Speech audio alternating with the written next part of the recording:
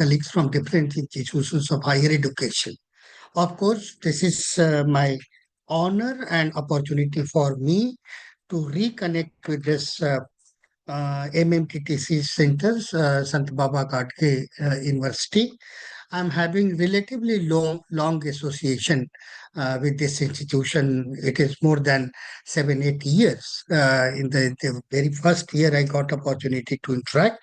And earlier director of the HRDC, he also attended one of the programs in Persian in NEPA, and that also paved, way for more interaction, and of course coordinator of the program and other director of the MMTTC now. I'm fortunate enough to be part of this program, and I also got opportunity to interact with you in the initial day of this orientation and sensitization program of NEP 2020. While introducing me, it was already pointed out that institutional development plan is now a mandatory requirement for all the institutions of higher education. And this is specifically outlined, and specifically it is mentioned in the National Education Policy document. It is not that earlier institution did not have any institutional development plan. I'm reminded of few experiences. Of course, many institutions of higher education under the state government, they were also being supported by the Union government through RUSA scheme. And submission of institutional development plan was one of the mandatory requirement to get the funding under RUSA. So in that case, almost all the institutions have developed their institutional development plan. Similarly, I was also having opportunity to be part of World Bank supported program for institutions of higher education, especially in Madhya Pradesh, and I was one of the member of the review committee. So even in that case, institutional development plan was specifically mentioned that should be in place. So therefore, this background was already in place. But the question arises, all of us are faculty members of higher education. How many of us are aware about the details of institutional development plan?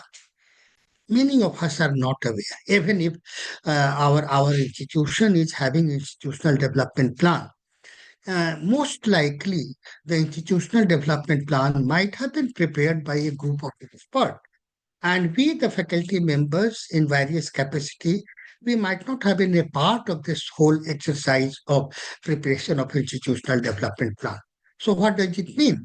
So in a sense, there has been a document in place as a compliance of mandatory requirement, but without much grounding in the institutional life. And therefore, many times there has been also a kind of disconnect between institution and the institutional development plan. I must say here, I do not make presentation through PPT, though after the lecture, I'll be sharing the PPT and other resource material for your reference. But I do not follow PPT in my presentation. I speak extempore. So bear with me and keep noting some of the points, and I hope we'll have some interaction, question from your side, clarification from your side, and I'll be happy to answer this. But certainly, I'll be sharing the reference and resource material, including PPT for your own reference, later reference also. Coming back to the whole idea of institutional development plan. So my experience suggests that institutional development plan, even if it is in place in different institutions, but those plans have not been prepared following a kind of consultative process. That is a major lacuna in this.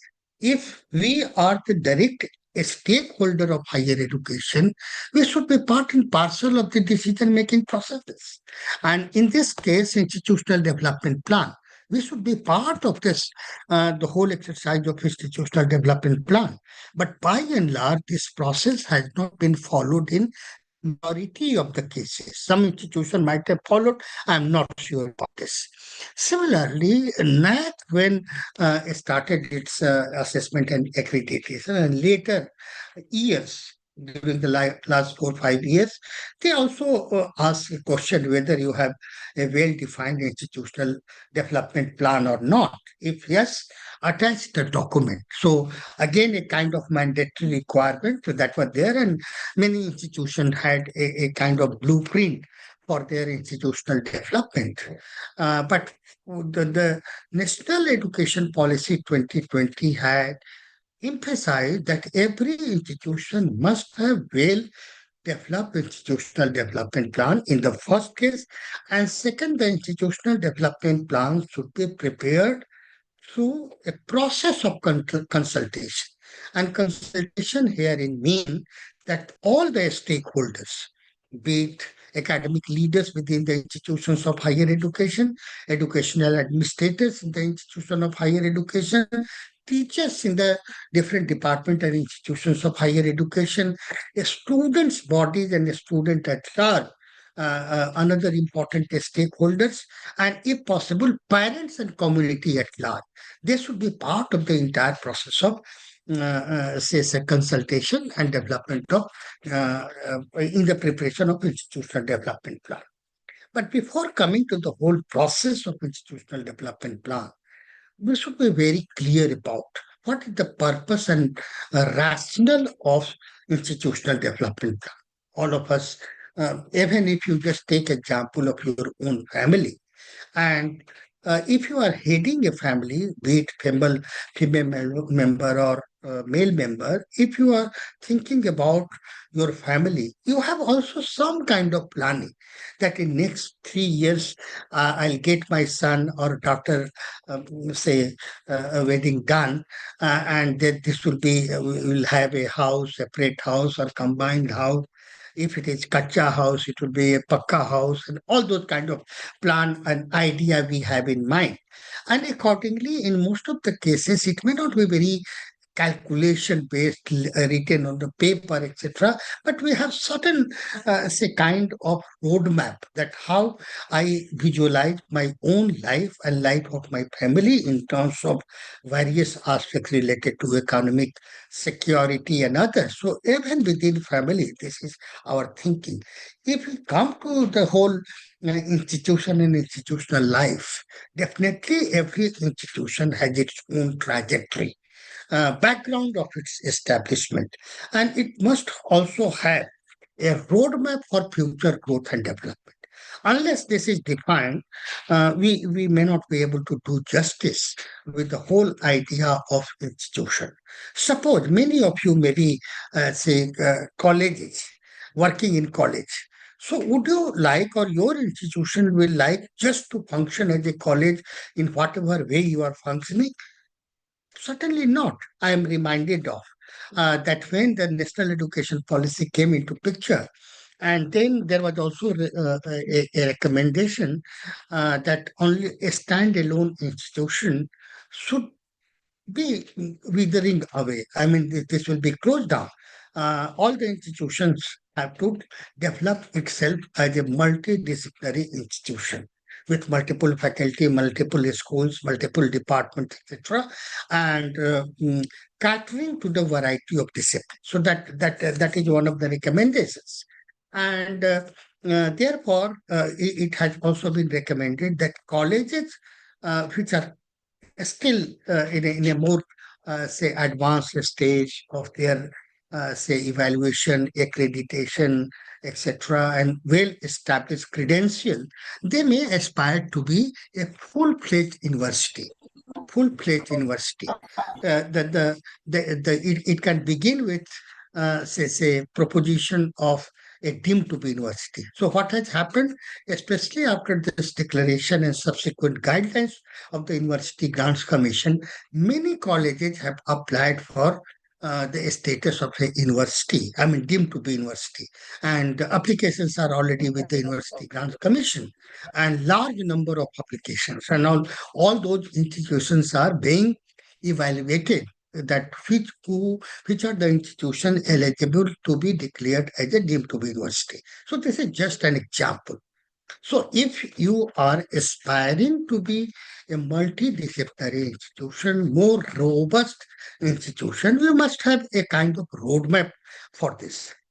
So, this institutional development plan provides you an opportunity to think about your own institution. It provides you opportunity to identify the areas of strength, weakness, opportunities, and challenges which your institution may be, say, facing. Again, another example will clarify this aspect. Uh, if you recall, when the NAC exercise started, I mean, assessment, institutional assessment, and accreditation, I'm reminded of the situation in first decade of NAC when it was established in 1994. After this establishment, what I could see that most of the I mean, institutions were not coming for assessment. And in the first case, very few institutions opted for assessment by the NAC, and those institutions mostly in the private sector. So that was the case, and many premier institutions say they did not offer themselves for assessment and accreditation, including Jawaharlal Nehru University, Delhi University, and many other premier institutions. They were not offering themselves for assessment and accreditation. Of course, the UGC came up with a mandatory, regulation for assessment and accreditation in 2012. And after that, large number of institutions also opted for, because funding was also linked to assessment and accreditation, and this was made a kind of mandatory requirement. As a result, many institutions started, preparation for assessment and accreditation. The point what I want to emphasize here, that when institutions started preparing their self-study report, I'm sure that many of you may be part of this exercise. So the institution started the self-study report. During the self-study report, as per the manual of a college or manual of a university released by the NAC, they started filling up information and also preparing the self-study report. In the process, it has also many times, it is also realized that these are the areas wherein they have not been able to do much work, and therefore giving evidence and data for each of the criteria is a little difficult. For example, if we come to this whole idea of curricular reforms or curricular aspect of the NAC assessment, the existing, of course, new framework is already coming in a big way. But I'm referring to the framework which is still continuing, curricular aspect. So in this curricular aspect, one of the important requirements is what kind of process is followed for curriculum development and curriculum revision, whether the consultative process is followed, whether the feedback of teachers, concerned teacher, and feedback of the students are taken into account, whether the feedback of the parents also included in the framework of curriculum development and curriculum revision. So most of the institutions had already their curriculum framework, and therefore, even if the revision is being taken place within the institution, this kind of policy processes are not essentially followed. But at the university level, what will happen? A committee will be constituted, it will be notified, it will be asked to develop curriculum or revise the curriculum. They will at most consult some key faculty members, and the decision with regard to the revision of curriculum is taken place, which is placed in the Board of Studies and Academic Council and finally approved. So that is generally the process. But if you have followed only this process, if you have not followed the feedback and other thing, how can you give evidence to the NAC that yes, we have followed the process? The NAC, for example, in its self-study report, it provided all of us to opportunity to realize where do we stand, what is the standing of our own institution, whether we are in place or we are facing some kind of problem with regard to the institution. So that is important. Say the same logic or the same framework also applies in case of say institutional development plan. So institutional development plan for this region that could be considered as important tool for improving governance of institution in the first case, and the second it can also prove to be an important tool for ensuring institutional excellence if it is being considered as an important instrument, if it is being considered as an important tool for improving governance or improving say functioning of the institution, thereby ensuring excellence of the institution. Excellence on multiple parameters, be it academic or many others, that should be in place. So whether it is already in place or not, that is the issue one needs to think about. And therefore, this institutional development plan, the main purpose is to make aware each and every stakeholder in the institution of higher education about its roadmap. Where do we want to go in next 10 years or 15 years or 20 years? What are the reference point for all of us? So this is a document which can serve as an important tool for improving governance. So that is really the first important point I want to make. It also provides you a framework for robust structure of governance in your own institution, because you are supposed to put in place the structure of governance, and the structure and process of governance needs to be transparent, need to be accountable, need to be student centric, need to be apply centric. So that is from governance perspective. If we come to academic perspective, definitely it should lead to say a student success. Institution stand for a student. And therefore, a student success could be the important, say, starting point for all institutions. So, therefore, this whole exercise of institutional development plan provides you opportunity to put in place the various aspects of institution and its ensuring its excellence. It also help you to think about your own vision, mission, say, or a strategic goal of your own institution or institutional priorities, which many times the things would be in place, but we hardly take into account the vision, mission, or a strategic goal of our institution when we are talking about institution itself. Many times, no institution has been set up without defining your own vision and mission and a strategic goal. If you just Google, if you just visit the website of any institution, you will come across that vision is already given on very prominently on the website of the college or university. Mission of the institution is also well stated. A strategic goal is also in one way or the other set in perspective on the website of the college or university. But how far these have been understood by all of us, and those vision, mission, and strategic goals are being translated into our institutional life and institutional growth. That is the question we need to ask. And therefore, the institutional development plan also provides us opportunity to revisit our own vision, mission, and a strategic goal of our institution. And this provides us opportunity to articulate the vision properly. It is not just to be shown in the document that this is the vision, this is the mission, or this is the goal of the university, or objective of the university or institution of higher education.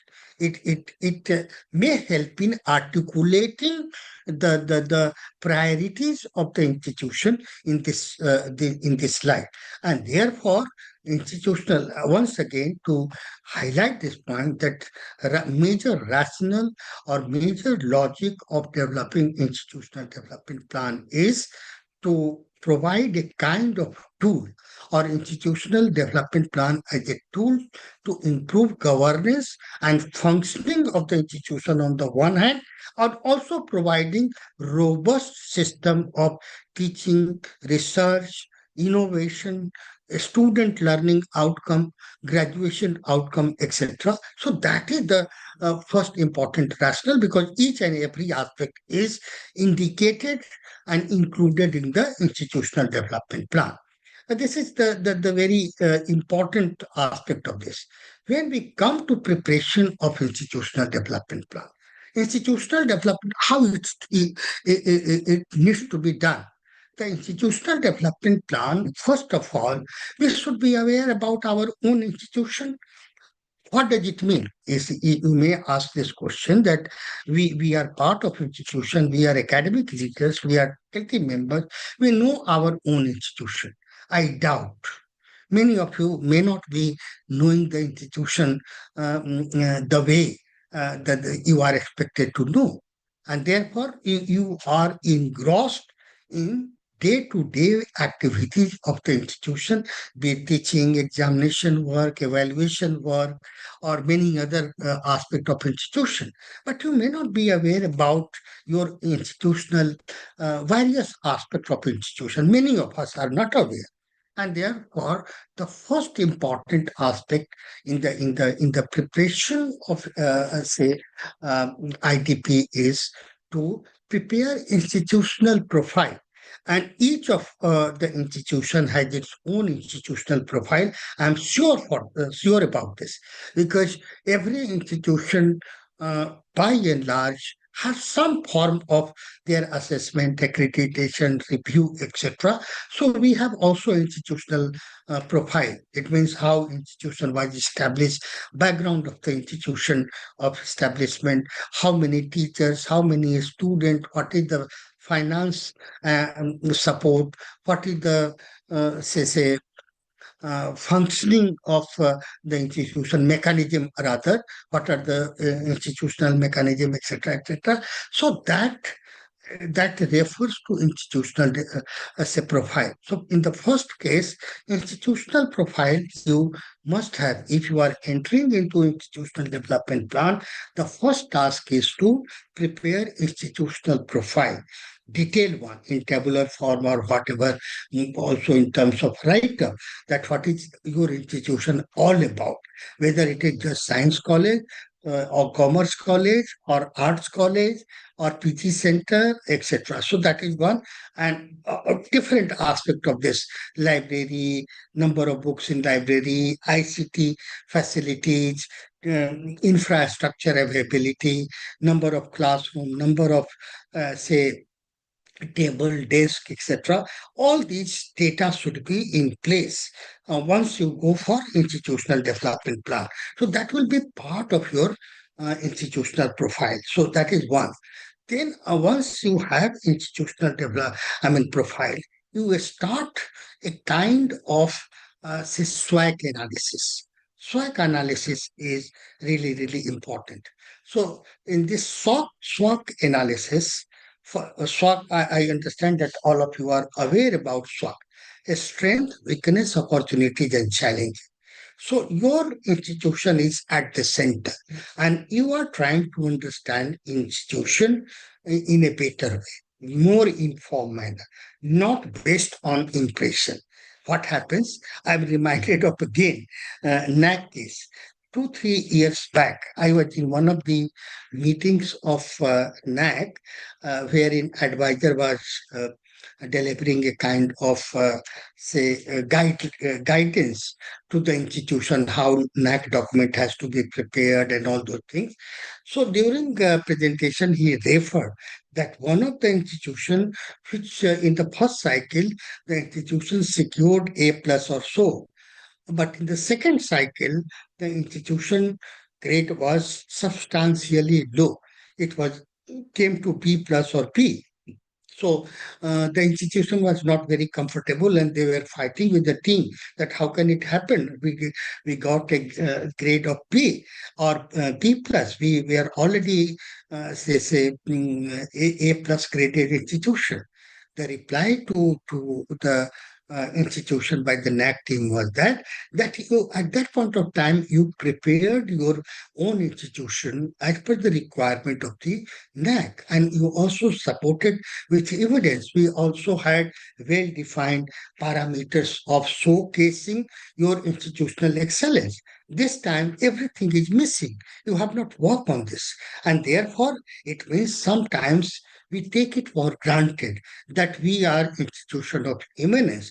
Why do we need to get evaluated or accredited by any institution? We take it for granted.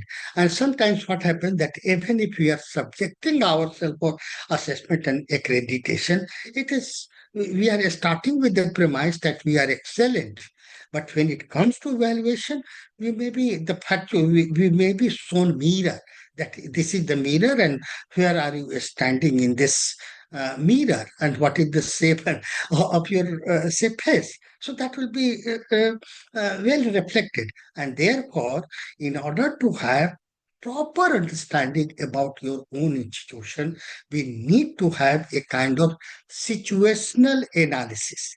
How our institution is situated, where do we stand, and this say diagnostic analysis, situational analysis of institution could be based on SWAG analysis of a strength, weakness, opportunities, and challenges. How does it happen? What I always do, I suggest you just write a kind of, prepare a kind of table. And three column you just include in this table. And of course, different rows. In the first column, you write this serial number and all. Then you write a strength.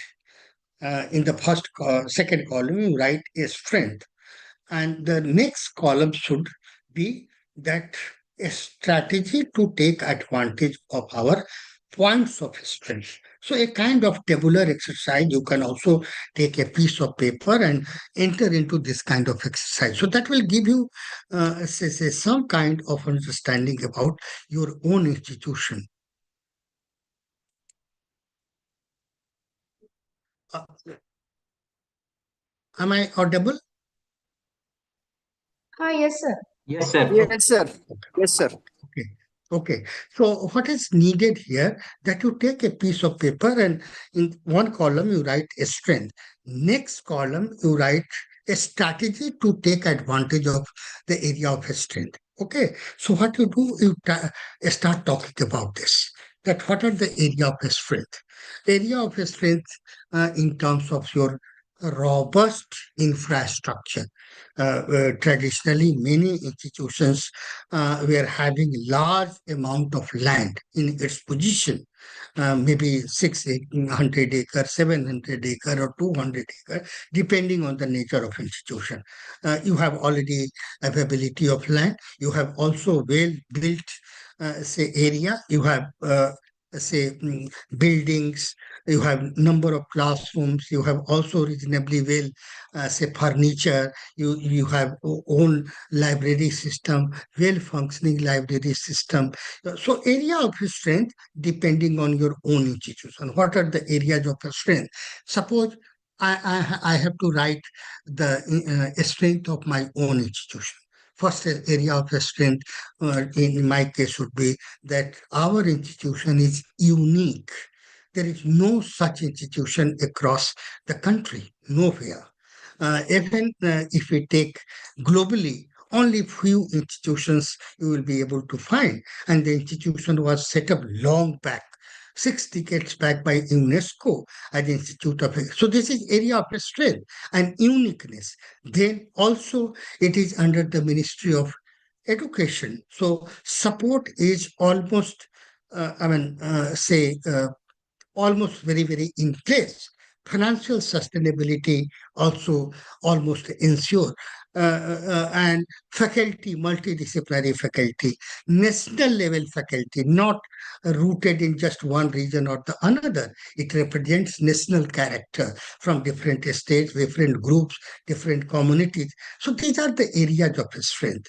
Knowledge creation and knowledge dissemination in fundamental areas, new emerging frontier areas that could be yet another. So this is my own assessment. So I'll write down that these are the areas of my strength.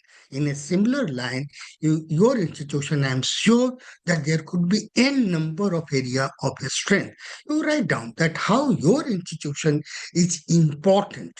What are the important aspects of your institution?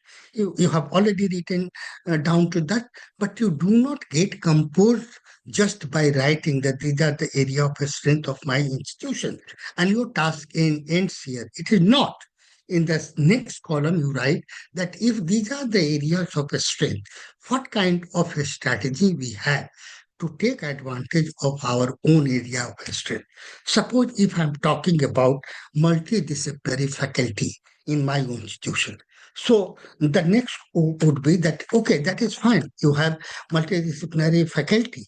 But do you have multidisciplinary research? Do you have a multidisciplinary research program? Do you have multidisciplinary courses and curriculum? This question would arise. And therefore, as a point of a strategy, I should articulate the strategic aspect of the institution, taking advantage of the area of our own strength, that multidisciplinarity. So we may like to have channelize our area of strength in a tangible for getting tangible results, and therefore 1, 2, 3, 4 strategy would be there that will be launching multidisciplinary research, multidisciplinary courses, multidisciplinary curriculum, and emerging areas of say education policy planning and administration. So that will be our strategy to resource our own area of strength. Second is again in a similar line, weakness. What are the weaknesses? And when I'm talking about, just I jumped one stage, a step further, but I'll again go back to this. When we are talking about a strength and weakness, a strength and weakness of the institution you are measuring, but it should not be disconnected to the existing, say, context or emerging dimension of higher education. So when your institution was established long back, might have been established at that point of time, it might have uh, uh, mm, pointed points of its own advantages, but many aspects of your institution over these years might have been compromised, and in the changing context, your many aspects of institution may be appearing irrelevant. For example, if you just take the course, I recall during my own student days, uh, English literature was one of the top after course in Delhi University. In Delhi University, those who got English admission in English literature course, they were a class, quote unquote. They were considered a class, elite, etc. And they had a sense of arrogance that they have been admitted in English literature in Delhi University. That was one city. Who is bothered about today about English literature per se? I'm not undermining the disciplinary strength, but now courses, curriculum, demands are market linked. So the student who is pursuing, say, management from IIM, a student pursuing degree from IITs or engineering colleges, They may be having their own sense of, say, pride that they are in this institution. What is the need to pursue English literature? At one point of, if you just say 30, 40 years back, philosophy might have been one of the important, say, area of engagement. Humanity is one of the areas, but with the changing times, these are definitely under serious, say, I would not say threat, but they require serious relook. So, therefore, if we are talking about the strength and weakness, the strength and weakness should be also seen contextually.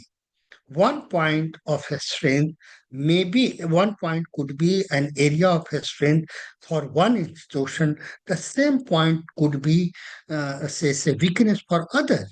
Okay, and same with us. So the second component of SWAG analysis is weakness. So therefore, whenever we are talking, making this kind of analysis, our say idea should be clear that what is the reference point. A reference point could be the contemporary context of education, emerging dimensions of education. I'll explain it further. So, what is the emerging context of education? So, a number of changes are taking place in the education sector. And so in the case, the National Education Policy 2020, it has mandated number of things, and the University Grants Commission has also come up with the number of recommendations, number of guidelines, number of regulations related to higher educational institution. And these regulations, guidelines, and others, they are shaping and reshaping the entire educational landscape in the country. And therefore, if we are thinking, if we are doing our SWOT analysis, if we are talking about the strength and weakness of our institution, that has to be taken into account. You cannot just keep on saying that this is a premier institution, this is excellent institution. That might have been excellent institution some 30, 40 years back. Just of course, those institutions are still very important. But just imagine the university, Calcutta University, Madras University, Bombay University. These were only three universities when the university system started in India in 1857. Do you consider that these are the only centers today? Certainly not, or university today. There are, of course, these are still good universities, but there are many other universities which may be claiming better than these universities. So, therefore, the said university cannot take a view that whatever was their conditions some 40 or 50 years back or 60 years back or 100 years back, the same exists today. No, the present may be having a kind of disconnect with the past. The present may be something different from the past. And therefore, if we are talking about SWOT analysis, that aspect has to be taken into account. So coming back that to the actual point. So first important is defining or identifying area of strength of your institution, and subsequently also simultaneously identify that what will be the strategy to take advantage of the area of strength. Similarly, we come to weaknesses. So, what are the points of weaknesses in case of your institution? And in this case, you do not forget that I am talking about context of institution. Context is important. So what are the points of weaknesses? So you just write down the points of weaknesses, but you do not end here. You just also go to the strategy to overcome weaknesses or remove weaknesses and create an ecosystem, positive ecosystem for your own institution. So what would be the strategy? If it's a point, one of the points could be less number of human resources, less, infrastructure limitation.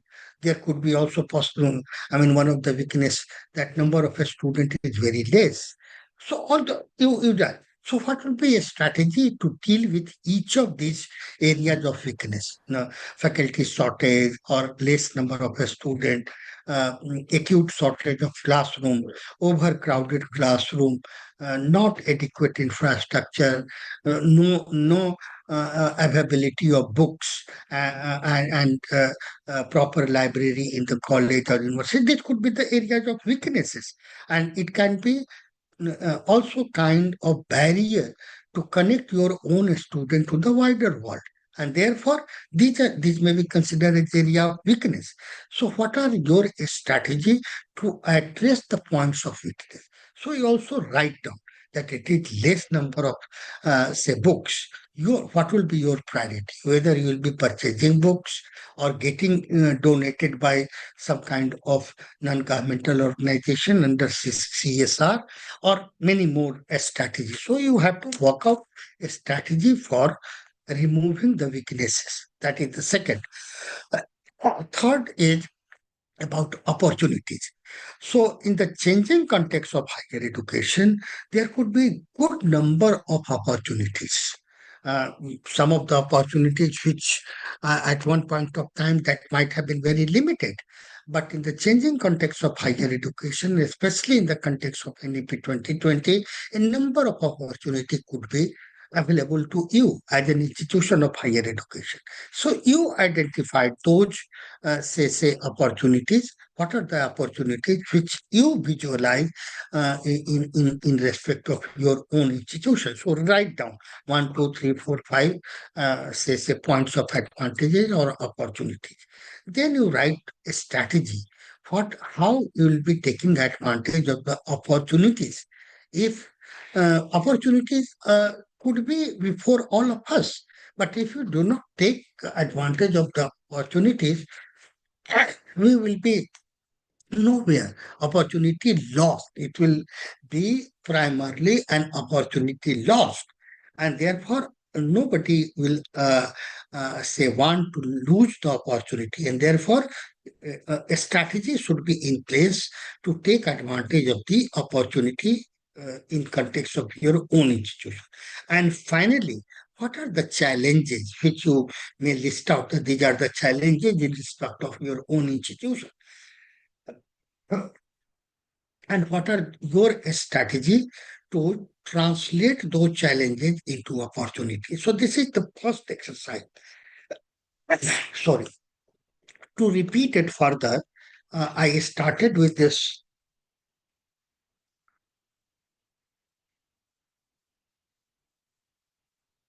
logic and rationale of IDP. That was the first point. The second I talked about that once we start the exercise of developing IDP, first requisite is that we should be well aware about our own institution. So first site of awareness could be in terms of available data. So institutional profile, what are the baseline data of your institution, number of teacher, number of classroom, physical infrastructure, etc. So baseline data should be in place. Even if I'm not talking about the complete institutional profile, baseline data should be in place.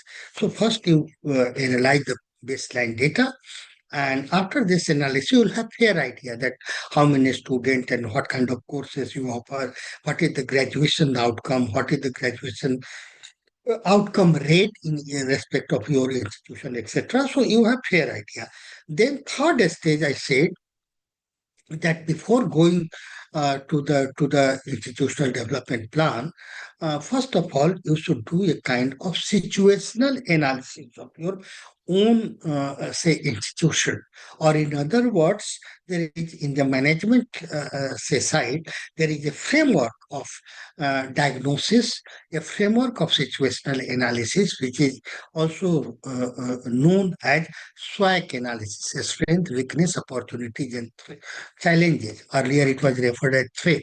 Now it is, say, considered as a challenge. So you make analysis, and after making analysis and also defining some kind of a strategy in respect of each of the component of SWOT. So that part is now over.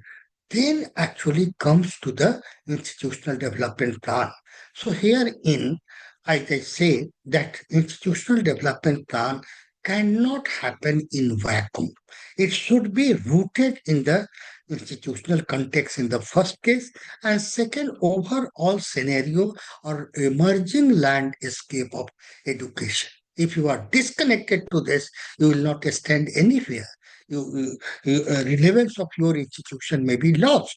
And we have seen that some of the premier institutions which claim to be premier institutions some time back, there are new institutions because those institutions were not able to compete with the new coming up institution or the emerging needs of education system and others, and some of them lost their own position of a premier institution, relevance, historical relevance of their institution. So only in coming years they may be only a part of historical memory, institutional memory. They may be part of archaeological, say, resource. But unless you make yourself relevant, you may not be able to prove your own merit. And therefore, what is important before going to this whole exercise of doing, say, institutional development plan, two important reference point I always emphasize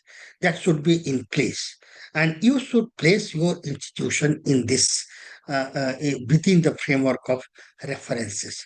First reference is that education sector is globally witnessing a kind of change.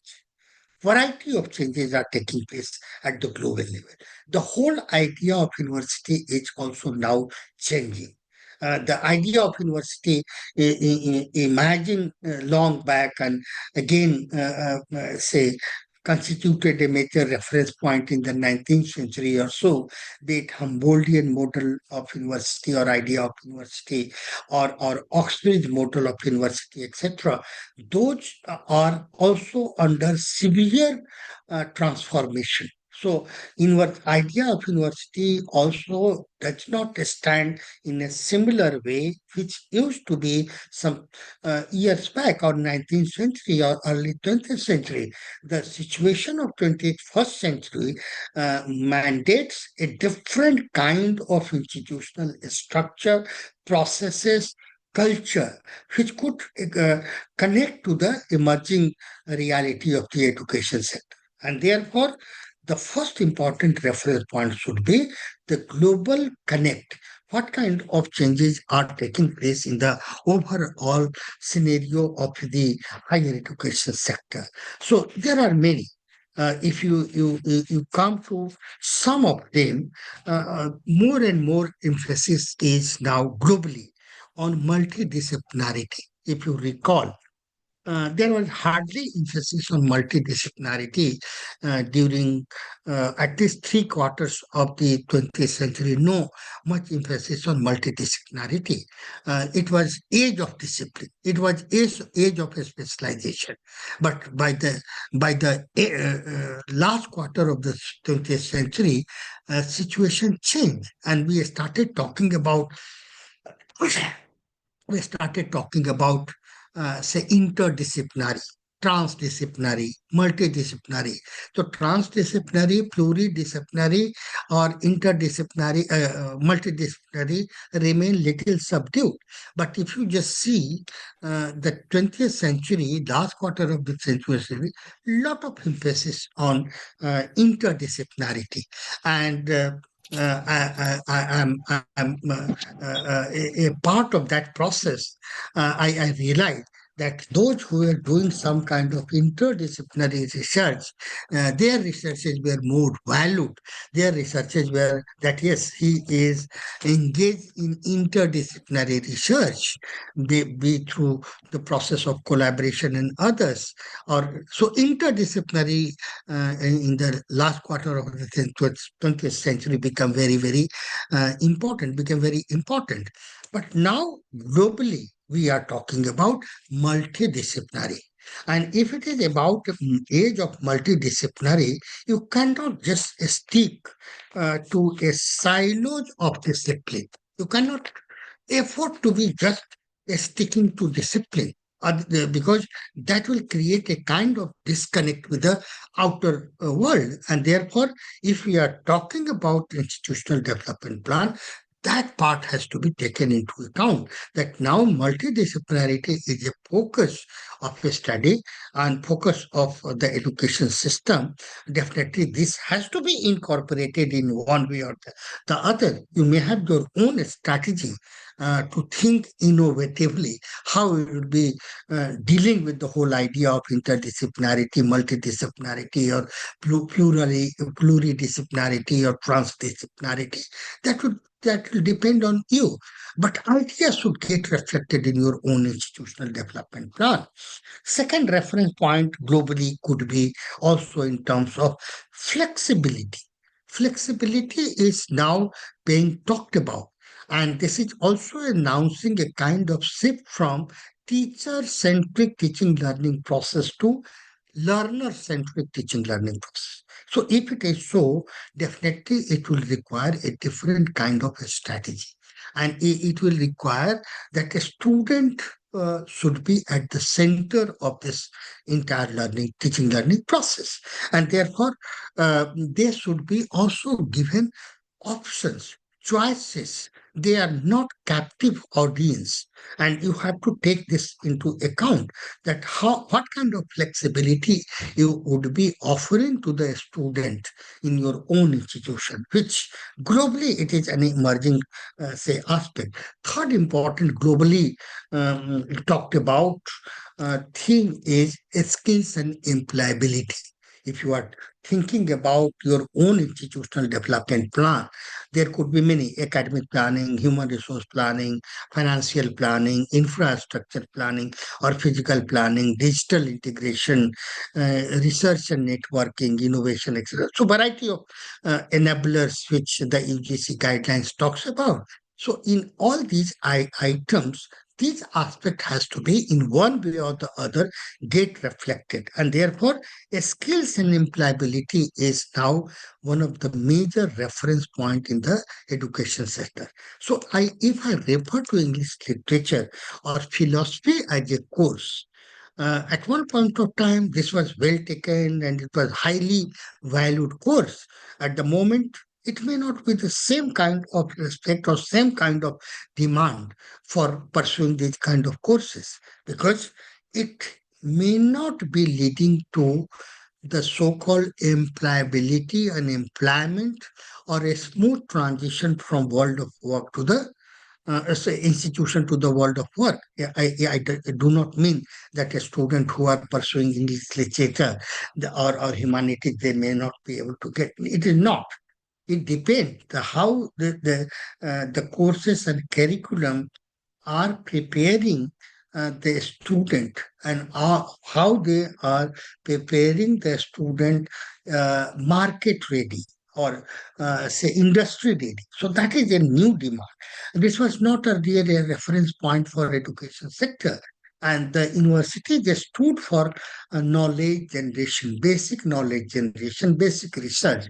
The skills and employability was not the apparent and the only reference point for the education sector. It was not. Now you cannot imagine university and higher education sector without addressing the whole idea of skills and employability.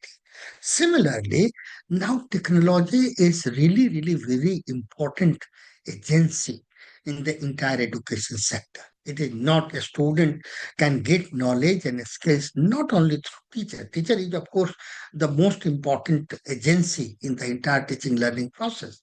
But at the same time, a student have also access to variety of resources. And the variety of resources, AI based and others, these are also emanating from extensive use of ICT in entire teaching, learning, and governance process. So integration of, say, ICT in teaching, learning, assessment, or governance of institution, it is again one of the mandated requirement. And if we are thinking about our own institutional development plan, we cannot keep this aspect away. Similarly, building robust system of research and innovation. Earlier, if you just talk about collegiate education. There was a recommendation, if I remember correctly, in our case, Committee. Ganam Committee of the University Grants Commission, when it was talking about, say, higher education system, its governance, course teachers, etc. The Ganam Committee had recommended that the colleges should be primarily and teachers should be primarily engaged in teaching. University may be pursuing more research, etc. So that was one of the recommendations. But in the changing context of education, can we think about this kind of dichotomy? Can we think about this kind of disconnect between teaching and research? Certainly not. In the historically, when we talk about the idea of university, even in the uh, very classical model of German university system or Oxford university system, there was embeddedness of teaching and research. That was already a part of the tradition. But in course of discussion over the century, over the say decades, disconnect was established that teaching is yet another thing and research is yet another. Even in our own system, Nalanda University, if you recall, historically very very rich university in terms of knowledge creation. There was unity of teaching and research, no dichotomy. And therefore, it is important for all to understand that if we are preparing the institution, creating a robust research ecosystem and well-informed teaching learning process in place, that has to be taken into account. And this is a global, say, trend. Similarly, uh, the higher education system across the globe is getting diversified. If it is about cross-border mobility, that is already there in case of Western universities or universities abroad, which have been attracting large number of students.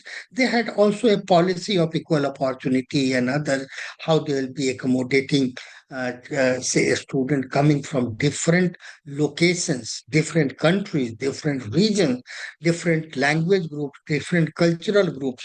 They have their own value system and etc. How they can get into the life of university in a more meaningful way without losing some of the basic say component of their cultural practices and cultural life. So that has also been there, and western in universities this kind of considerations were already in place. But in our case, we took it for granted because our university system, by and large, has remained as a kind of elitist till recently. If you go by the gross enrollment ratio in higher education, till 2000, I mean, decade of 2000, current millennium, the gross enrollment ratio in our case was in single digit, 6 or 7% in the beginning of year 2000. If you go back to the time of independence, it was perhaps 2 or 3% of gross enrollment ratio in higher education, substantially low.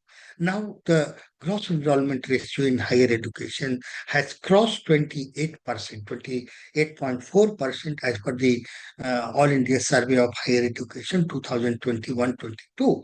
So this is a quantum jump in terms of higher education enrollment, and therefore diversity in our case. Earlier, the point of diversity got restricted to the universities which used to attract more students from different parts of the world. So they used to talk about this diversity and others, adaptation. But in our case, there was no thinking in terms of accommodating diversity because higher education was not much diversified in terms of student composition.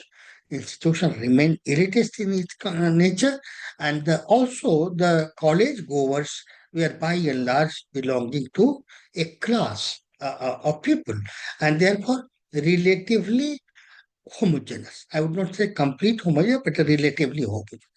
Now, the situation of higher education in our own country had changed substantially. And if you just go by the figure of gross enrollment ratio in higher education, you will also find that the social gap, gap between groups and communities, that is also getting bridged to a large extent. I would not say that it has been bridged completely, but near completion bridging. So, for example, in case of scheduled caste, almost say proportionate to the population, their gross enrollment ratio is indicating that, and that is really really important development in our own higher education sector. And if it is so, definitely university has to take into account the emerging context of diversity, which has been primarily one of the concerns in major developed universities. But in our case, that was not a major point of reference. But now it has emerged as a major area of concern, and we cannot just undermine this. So these are some of the development which we have seen over the last 2 to 3 decades, development in case of higher education. If we are talking about institutional development plan in context of our own institution, do we think that we should put all these things aside? Certainly not. We have to take into account the global development, and global developments are suggesting that these aspects have to be taken into account if you are thinking about your own institution, and if you are thinking about the roadmap for your own institution. So that is the first important reference point. If you come to the second important reference point for institutional development plan, the national education policy is the most important, because the National Education Policy 2020 has transformative potential.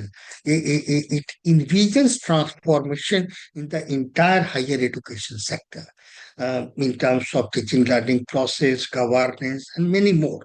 And therefore, the national education policy should be taken into account when we are developing our own institution. If we are thinking about our own institution, if we are defining the roadmap for institutional excellence, this has to be taken into account. And as I said, that globally, some of the things are happening, and many developments which are happening at the global level, they get reflected in our national education policy and subsequent guidelines issued by the University Grants Commission. For example, uh, multidisciplinarity and holistic learning. This is one of the important recommendations, and as well as guidelines have been issued by the University Grants Commission. Can you ignore the whole idea of multidisciplinarity when you are doing your own institutional development plan? Certainly not.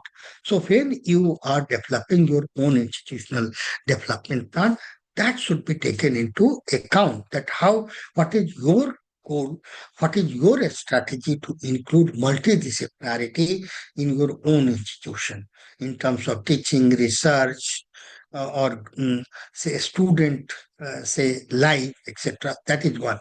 Similarly, in terms of flexibility, all of us are aware that now a national credit framework is already in place, and undergraduate 4-year undergraduate program, 2-year graduate program, 1 year postgraduate program, 1 year postgraduate program, and credit framework is already in place.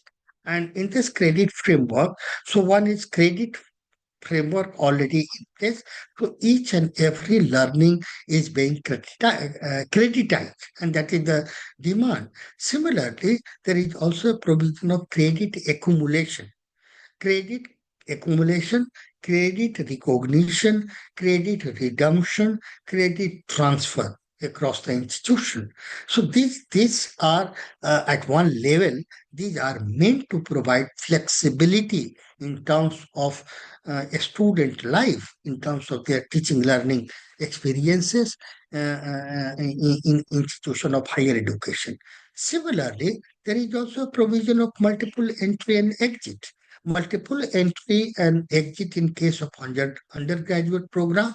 If you come to postgraduate program, as per the UGC curriculum framework, you have only one exit. After pursuing and successfully completing 40 credit course in 1 year, a student can say opt out, exit from the system. And if the student is exiting from the system, he will be given postgraduate diploma. And undergraduate, all of us are aware that in the first year exit it is certificate, second year exit is diploma, third year exit is simple graduate, fourth year exit is related to honors and research stream. So these kind of changes already in place, and these are meant to provide flexibility in terms of learning experiences of a student in the in the institution. And each institution is supposed to create ecosystem for promoting this flexibility as well as multidisciplinarity and holistic learning. How would you be including these concerns your own institutional development plan? That has to be taken into account. Third, again, coming to skills and employability. Now, the national credit framework is already in place, wherein it has been talked about that when it is about credit, credit could be macro credit, it could be micro credit, it could be nano credit. So each that the detailed framework is already provided. I am not getting into this, and you may go through the document which is already on the website of the University Grants Commission, National Credit Framework. So the idea is to bridge the gap between general education and skill education on the one hand.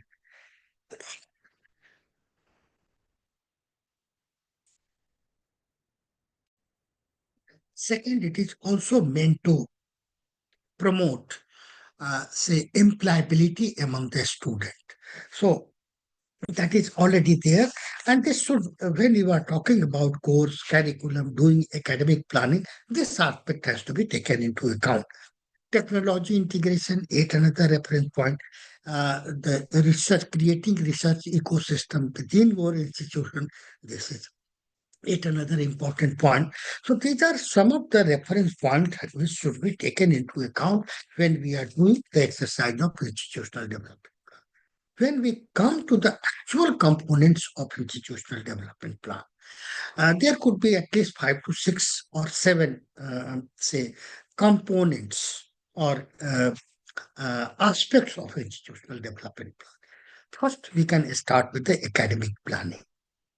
So, what will constitute academic planning? Academic planning relates to primarily about offering what kind of courses will be offered, what kind of say programs will be offered, courses, curriculum development, curriculum say revision, etc., etc.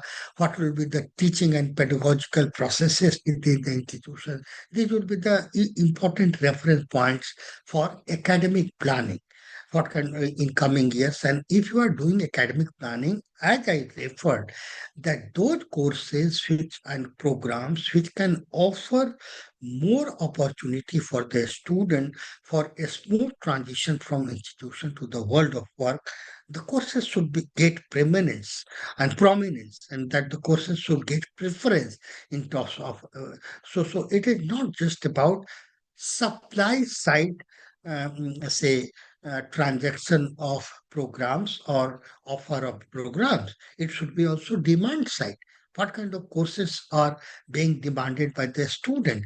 I understand now the trend may be reversed, but there has been a trend wherein very bright students, they could have done excellent in higher education, basic research, etc.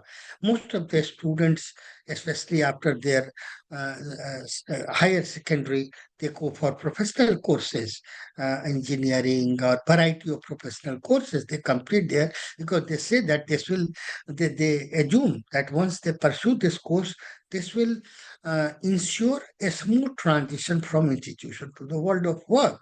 And a student at the age of 23, 24, 25, they will start earning. Why to invest too much? Many of us might have pursued PhD. After the PhD, we might have been able to get a job or not. That is also not a theory. So, what is the logic of pursuing these kind of courses? So, of course, these are the some of the concerns. So, when you are doing academic planning, it does not mean that the courses which have been really foundation, they should be dispensed with. That is not the point I am suggesting, but some kind of innovative approach, some kind of innovative thinking would be required, wherein you will try your level best to link the traditional one with the modern demand, the demand side of the course and curriculum, and that should constitute the important component of academic planning. Similarly, we have been doing preparation of academic calendar, transaction, teaching learning processes, teaching learning support, etc. So this kind of part of this whole side of academic planning. Once you have done academic planning, you may require some kind of physical infrastructure planning. You have thought that in next 10 years or so, we'll be offering these many courses. But if you are planned for that, that may also require infrastructure. Do you have adequate infrastructure in place? If not, what would be your, say, a strategy to build the infrastructure of your own institution? So it's infrastructure and physical planning, then human resource planning depending on the requirement and all, and what will be your roadmap to bridge the gap if there is any in terms of human resource requirement. That could be the third important component of the whole idea of this. Fourth would be also in terms of a research ecosystem. How do you build the research and innovation, ecosystem in your own institution? So that should be also taken into account. And if you are talking about research, IPR, research not just for the sake of research. Now, it is also quantified what is the outcome of research. So outcome of research may be say measure in terms of number of IPR file. What will be the mechanism? What will be the strategy to get into this IPR say registration and other? That should also be included as one of the important component of institutional development plan. Networking and collaboration. You cannot exist now in isolation. You have to also be a part of the entire network of the faculty, network of the institution. And I recall that just few months back, a group of Australian universities, they came to our institution and they were discussing about the idea of grouping. So idea of grouping say that one of the indicators could be our research output. So before creating a group of universities, we were individually working. At that point of time, if the research output of each of us university individually and combined together was say 50, now it has doubled because this network, collaboration, coming together, grouping, etc., that has enabled us to do more researches in collaborative mode. So networking and collaboration, what will be your strategy? That should also be included in the institutional development plan. And of course, digital enablers, the UGC guidelines, when it talks about institutional development plan, it talks about 8 kind of enablers, including governance enablers, academic enabler, financial enablers, research IPR and supportive enablers, human resource enablers, networking and collaboration enablers, physical enablers, and digital enablers. So this kind of enablers the document has already talked about. I'll be sharing with you also, but I understand that you must be having access to this guidelines, or you might have also gone through this. Now, the next stage comes that you have already thought about each of the component, and then you have to also you have done academic planning, you have done all human resource, physical planning, etc.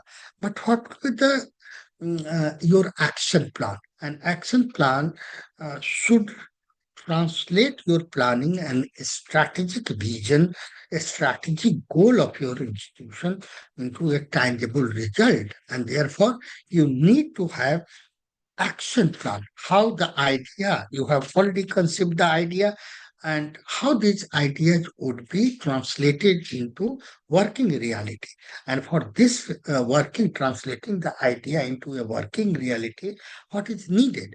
You need action plan. An action plan or a strategic goal could be both combined together, a strategic goal and action plan could be also indicated in time frame, that in next 5 years what is your thinking, what is your goal, and what is your action plan for your own institution, medium term goal, long term and short term goal, strategic goal, and subsequently action plan for this. So this entire inventory of strategic goals and entire inventory of say action plan should be clear, and it should not end here. If it is about institution, who will be discharging the responsibility in respect of each of the action plan. So that should be also in place. Unless you start with this, the whole institutional development plan document may remain just as a document. It has to be implemented in the institution context, and that can ensure institutional excellence in the long run. And therefore, action plan, strategy goal already in place, but it also needs monitoring and evaluation. This is the next step of institutional development plan strategy. So it is not just that one point of time you develop a document and that is already uploaded on the website of your college and university. That is not the end. How this is getting implemented in your own institution. What are the status of implementation? Uh, who is monitoring? So monitoring of implementation of each of the component of institutional development plan is necessary, which can lead to positive outcome. And finally, evaluation. It would also require, after considerable time, if you have already spent 3 4 years and whatever thinking you have action plan, you had already implementation in place, how this has impacted or able to meet the goal of the strategy goal. What is the outcome, whether it is matching with the strategic goal or not. So evaluation should there. And once you do kind of evaluation, the entire thing does not end here. There should be also some kind of corrective measures. You find that at one point of time you thought of this, but it is not working, it is not putting in place the system, it is also not leading to positive outcome, and therefore we need to revisit this, and this can be refined. This can be further, say, a strategy could be worked out. It could be replaced with another strategy, etc.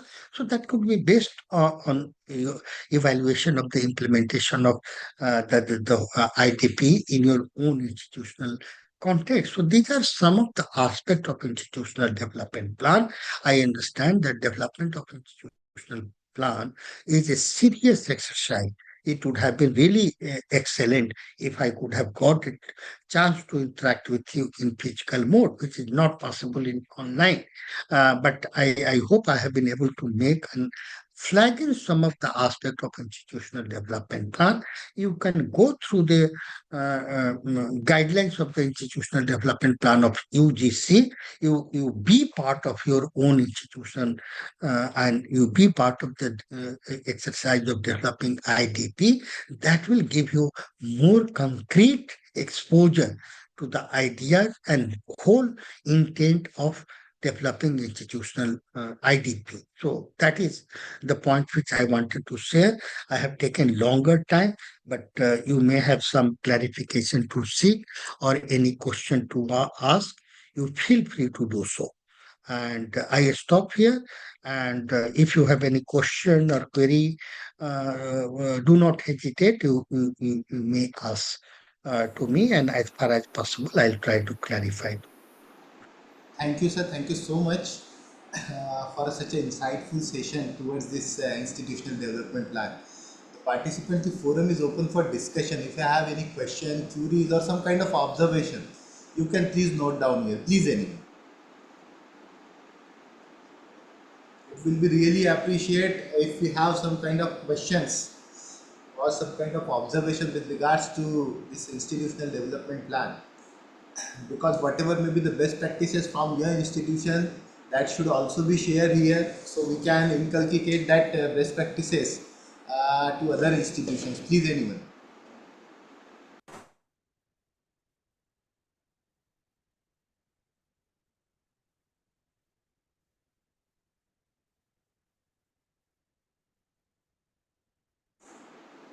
Yes, if there are no questions, then we can conclude this session and we will move forward for the another session. Mm. Yeah, that is all right. I do not have any issue. Yeah. They may have more, say, question to ask, maybe Yes, some other I occasion. have already shared the IDP guidelines as well as your presentation with the participants, sir. Okay. Okay. Excellent. Excellent. Okay. Uh, Yes, that is fine then. if you could permit, sir, shall we conclude, sir? Yeah. Yeah. Yeah. That is So, fine. on That is behalf fine. of Malvian Mission Teacher Training Center, Sant Galge Baba Amravati University and Vishwakarma Institute of Technology, Pune, I extend my sincere thanks to Professor Kumar Suresh, sir. Sir, really, whatever may be the things you have delivered here, somehow extent we have observed that, and that will be reflected in our institutional development plan. And definitely, sir, according to this plan, we can contribute to our great country and achieve the objectives of our objectives of our agenda for that has been developed for the Vikasit Bharat. So we are really thankful to you, sir. In spite of your busy schedule, you have shared your valuable thoughts and precious time here to enlighten us and for your gracious presence to this flagship program. With the kind consent of Professor Kumar Suresh, sir, I would like to declare that this session will be over here. Thank you, sir. Thank you. Thank you. Thank you. Thank you, you, and thank you, everyone. And thank you also, Director MMTTC, Amravati University, and the entire university community, which is very dear and near to me. And hopefully in the coming few months I'll be also visiting, and we may have some collaborative program. Just I'm planning for that, so that will also provide us opportunity to interact some of them which have joined today, not all, but definitely that will be a good learning point for all of us. Yes, sir. Thank you everyone. Definitely, sir. Definitely. Thank you so much, sir. Thank you so much. Okay, so participants, we will take the break of 5 minutes and then we will continue for the next session. There will be a break of 5 minutes.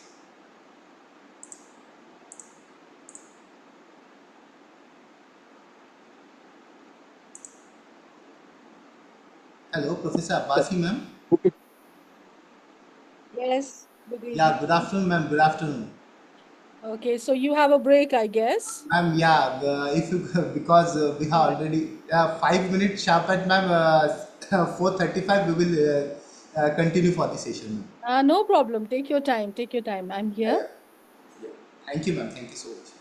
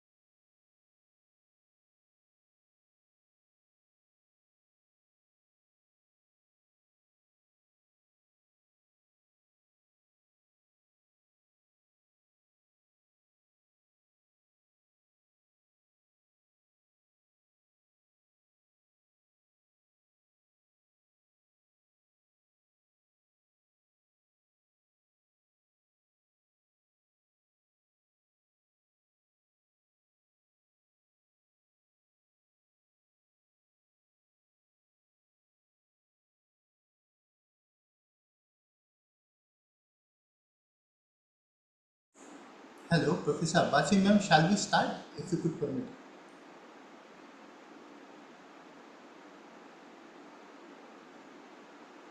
Hello, Abbasi ma'am.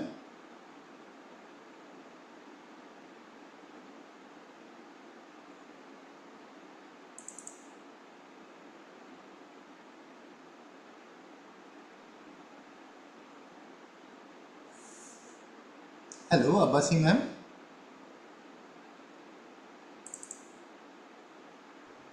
She's on mute, I guess.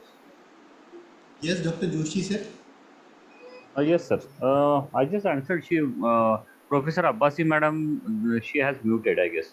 Yeah, yeah, sir. Yeah, yeah. We will wait for ma'am. As Okay. ma'am will provide her consent, then we will start, sir. No problem, sir. Wait Thank for you. 2 minutes more.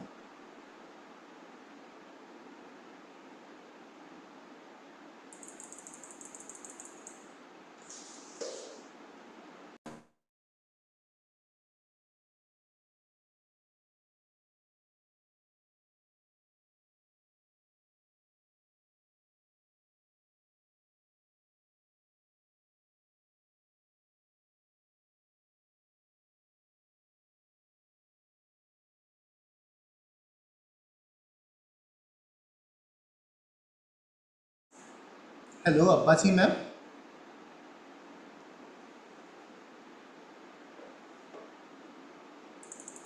Yes, shall we begin? Yeah, yeah, ma'am. If you could permit, ma'am. Please, go ahead. Yeah, yeah, yeah. So, good afternoon, one and all. After the break, we will continue for our next half of this session. As we have earlier discussed, we have sum up with the first part, and now we are going for the another part of this session. Friends, you know that this Indian knowledge system and the environment conservation as the NEP has paid more emphasis towards this adoption of this Indian knowledge system, and the environment conservation is a very burning issue, and we have adopted and taken several initiatives towards this environment conservation, environmental ecological conservation. But in spite of that, there are some there are a number of issues, and today we are going to discuss a very different aspects of this environmental ecological conservation, and how it is correlated with this Indian knowledge system that has been government has inculcated in our national education policy with the help of one renowned and senior expert, Professor Faiza Abbasi ma'am. Ma'am, I extend my warm welcome to you to this flagship program. Friends, Professor Abbasi ma'am is at present serving as a director at this Malvi Mission Teacher Training Center, that is Alwal HRDC, and Academic Staff College at Aligarh Muslim University, Aligarh.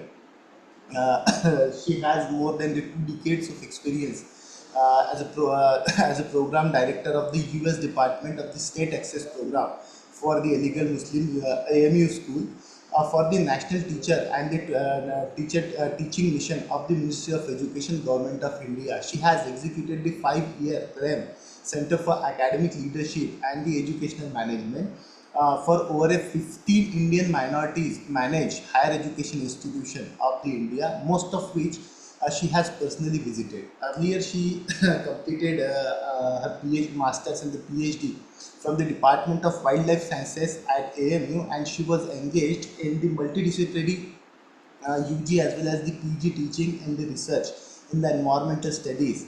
And she has faith based conservation, especially to the students of the madrasa background, and the honorary teacher at the KA Nizami Center for Quran Studies in the AMU. Professor Abbasi ma'am completed prestigious leadership for the academician program of the Ministry of Education in Ohio State University, United States of America, Monash University, Melbourne, Australia, and the Nurturing Future Leadership Development Program from the IIM Udaipur. She has also obtained the skill enhancement certificates and the diploma from the course of from the Writers Bureau, Manchester Center for the Quran Studies at the AMU, and the award EDX. She has been confirmed with the award, including the Governor Medal Award for the Social Services by the Ministry of Youth Affairs, Best Paper Award by the Indian Forest, and the Nishan-e Urdu Award by the UP government.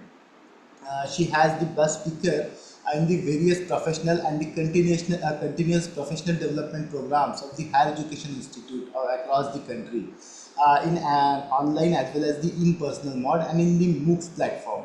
She has been author and edited more than 15 books in English as well as the Urdu, and regularly published scholarly journals in the reputed national as well as the international periodics.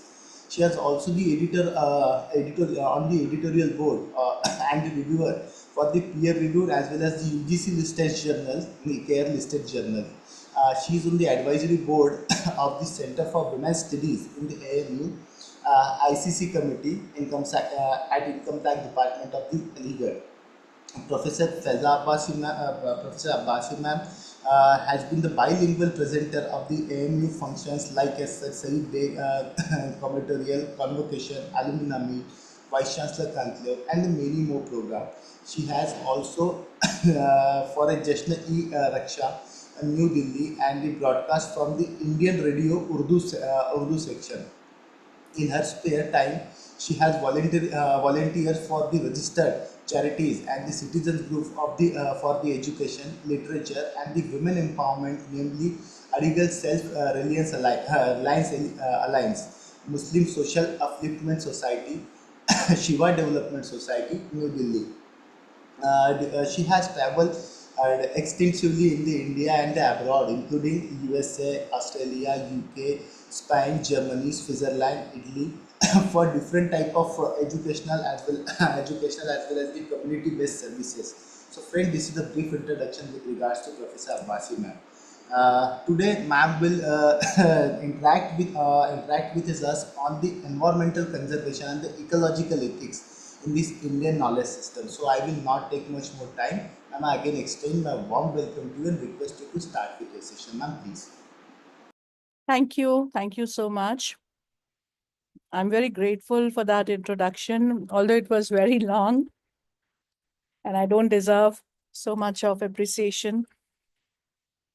But I'm very grateful to the MMTTC at the Sant Gadgi Baba Amravati University for giving me the opportunity to speak to such a large number of participants. I can see there are more than, at present, 67 participants. I'm sure there will be more. So I guess everybody is from the same college, or Yes, Same ma'am. college. From same institute, same college. okay, which Same institute. institute then? Vishwakarma Institute of Vishwakarma. Technology, It's Pune. Vishwakarma Institute of Technology from Pune, ma'am. That's great. So everyone here must be a technology teacher, engineering background, right? Or Yes. Right, ma'am, right. Yes. Yes, yes. so in that case, this particular topic on environmental conservation and ecological ethics, as enshrined in the Indian knowledge systems, becomes all the more pertinent, I should say.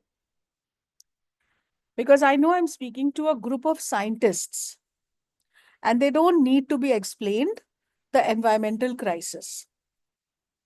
You don't need to know what is climate change, what is global warming, what is pollution, what is energy, and what it is to live, what it is to be living in an era and in a world that is facing energy crisis. So engineers know that no engines move without energy, and that we have limited sources of energy for our survival.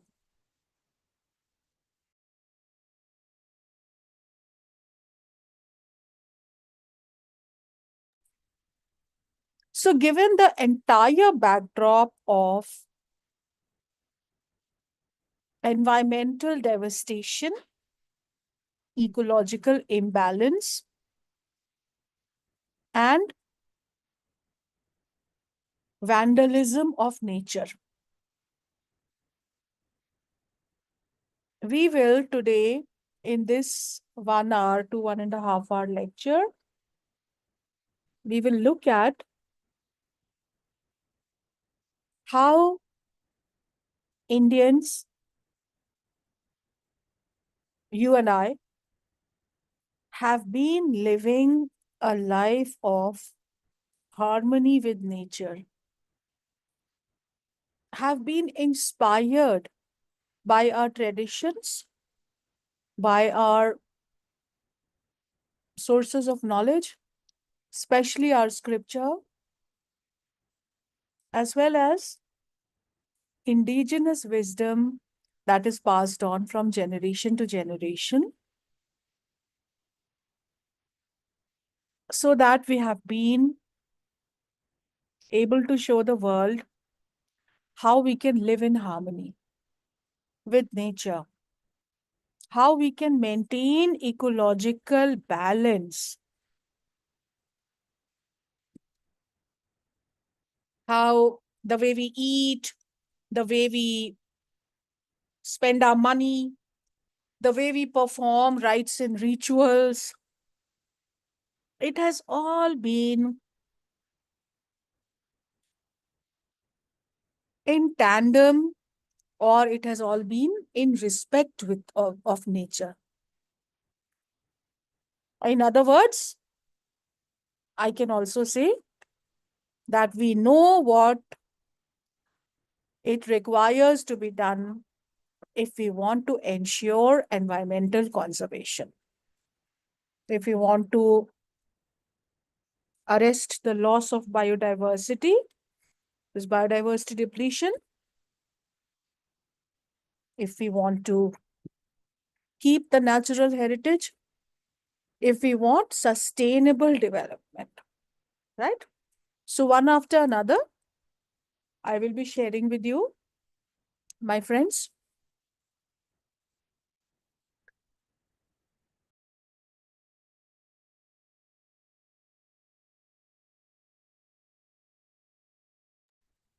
So I have these 8 various principles from the Indian knowledge systems, which will be like an evidence to prove that we have lived for thousands of years in harmony with nature. We have been conserving the environment, and if we want to conserve the environment, we can do this. However, I want to present a disclaimer here, and the disclaimer is that there can be more than these 8 points that I'm sharing with you. From my own limited knowledge, from my own experience, I'm sharing with you these 8 points. There can be more.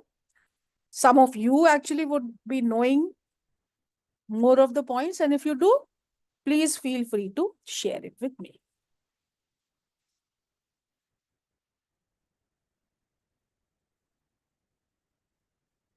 So first and foremost, we have drawn these principles from the historical perspectives and the philosophical foundations that we find in the ancient texts and scriptures, such as the Vedas, Upanishads, and Puranas,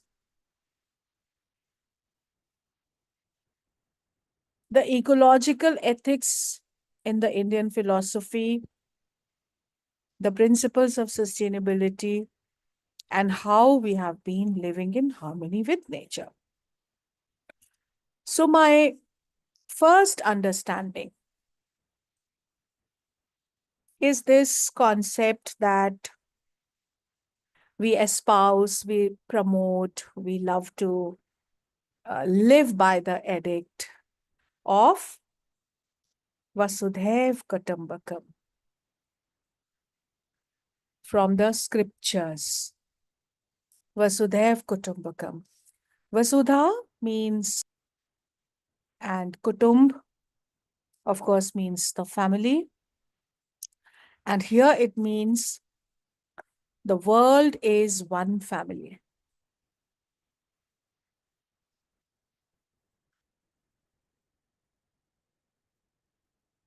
Now, this is a beautiful concept that we take from the Indian knowledge systems expressed in the Sanskrit language, but of course, very easy for everyone to understand.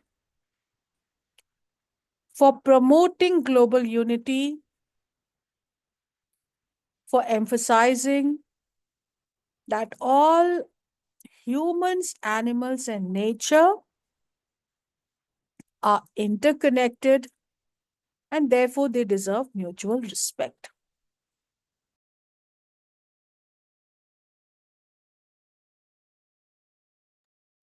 Now, when we are saying humans, animals, and nature, what we are emphasizing is that just like we value human life, we value animal life, we value plant life, in the same vein, we value the abiotic factors or the non-living things in nature also. So we put great value on water, we put great value on soil, we put great value on rivers and mountains and deserts, and we understand the interconnectedness of these entities of nature with what? With the well-being of plants, animals, and humans, us. So we are not selfish when we are saying Vasudev Kutumbakam. We are not selfish, self-centered, devilish characters who can harm others for our own good. On the contrary, we consider all entities of nature as a part of our family, one family.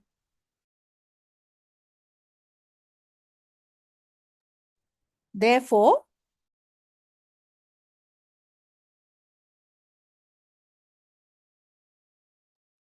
we respect all these entities.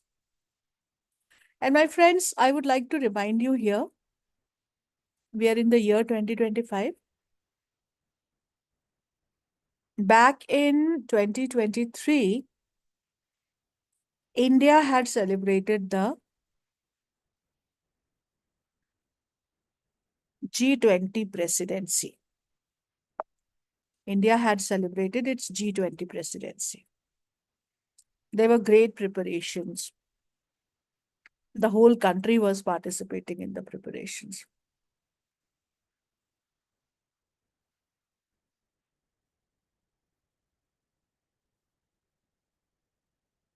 What was the motto?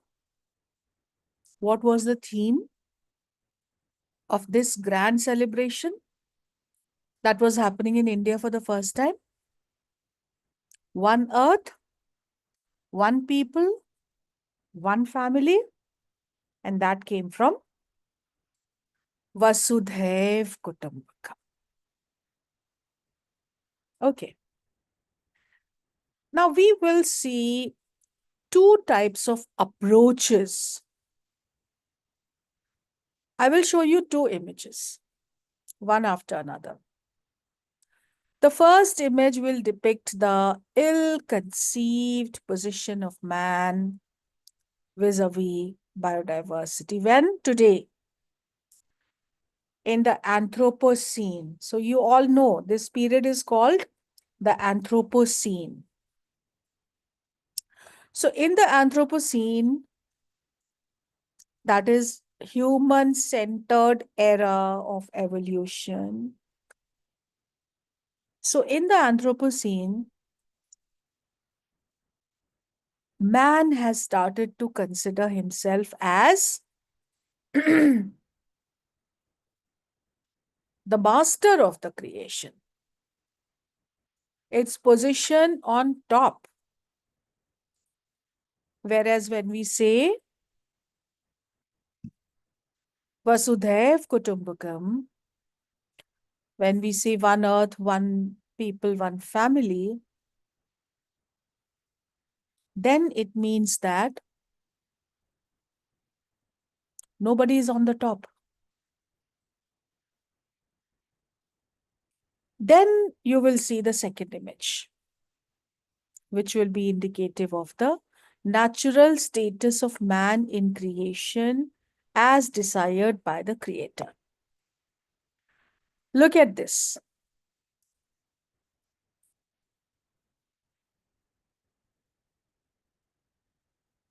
Tell me, what do you see?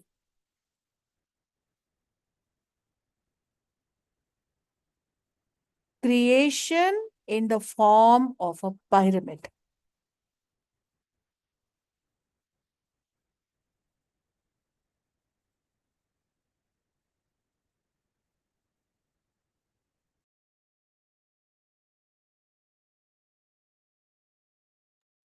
Many plants, many animals,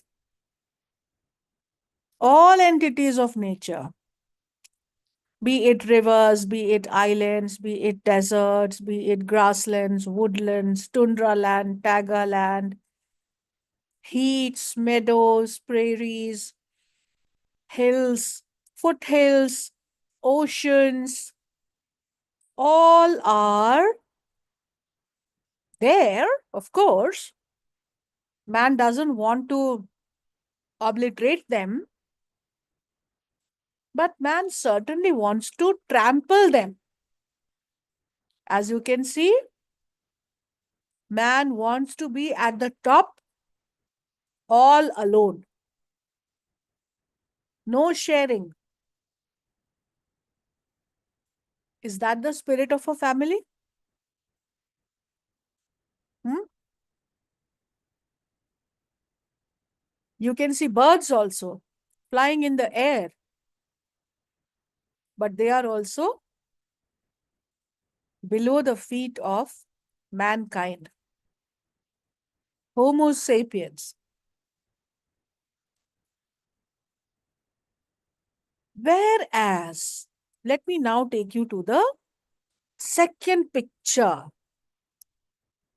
Look at this.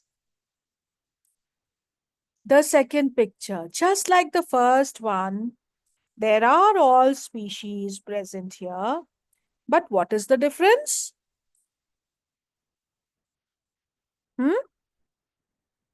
What is the difference between this and this? There is no hierarchy in this. The entire biosphere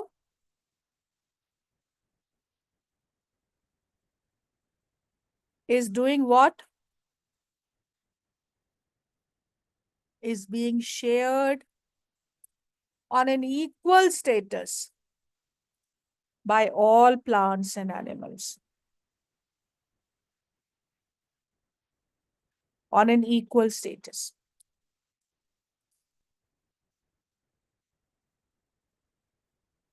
Now, tell me, which picture is more indicative of Vasudhaiva Kutumbakam? This one or this one?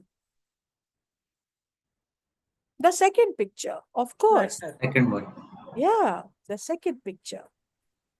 Because what we have learned as part of the Indian knowledge systems is also true in the very principles and the structure and the design and the purpose and the plan of creation. That we will survive only when we consider all the other non-human biological species as our equal. Then we will be able to live together. Whereas if we don't do that, if we think that the Anthropocene is a human-centric creation, then see what will happen. Man is at the top and man is all alone.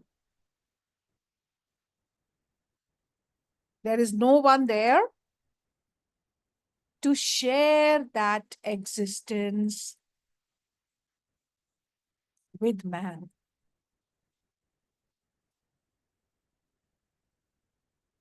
So Vasudhaiv Kutumbakam teaches us to treat all species, all animals, all plants with respect, mutual respect. And what do you do when you respect somebody?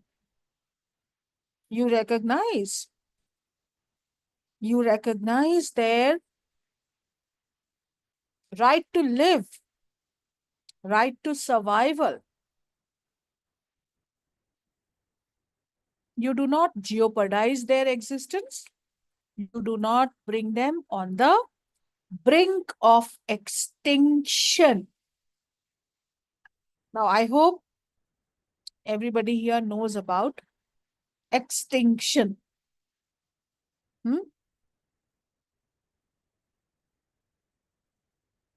Hundreds of species have suffered man-made development. They have either been extinct, they are either near extinction, or their existence is endangered. If you look at the IUCN's Red Data book, you will find so many new species are joining the various categories of threat. Either they are endangered, or they are threatened, or they are vulnerable, or they are critically endangered, or they are data deficient. So without even knowing what we were blessed with, we are on a spree of killing, on a spree of destroying, and I should say on a spree of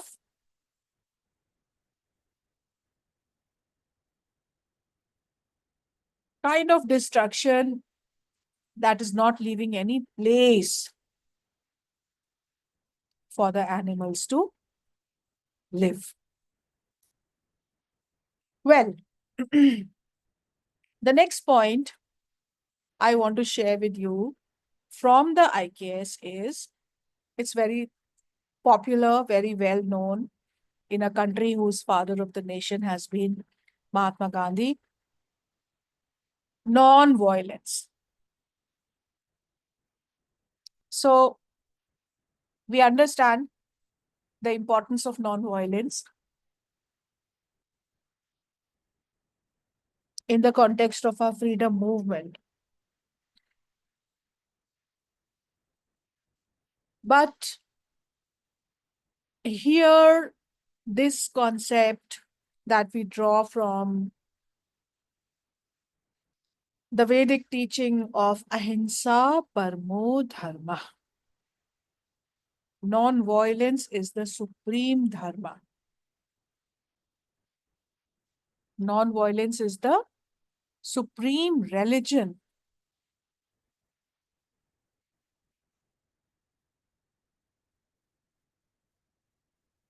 Now, friends, we've just talked about biodiversity. The meaning of biodiversity is, the definition of biodiversity is the variety of life forms.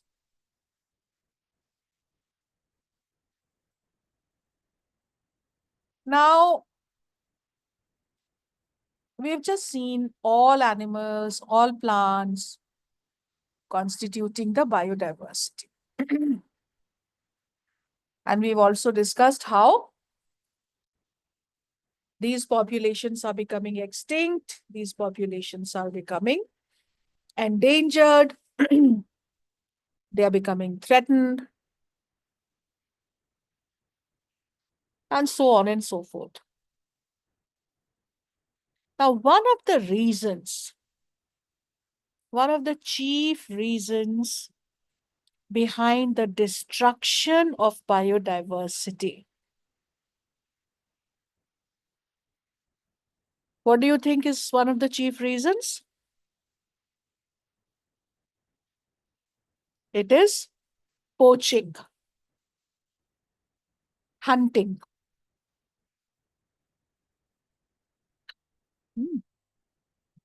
Killing of animals, either for pleasure or for,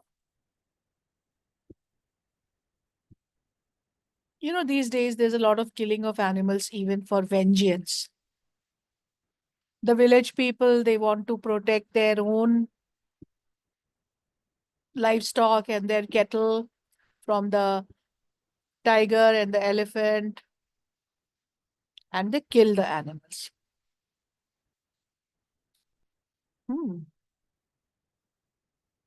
So this kind of illegal killing of animals is actually one of the biggest factors when it comes to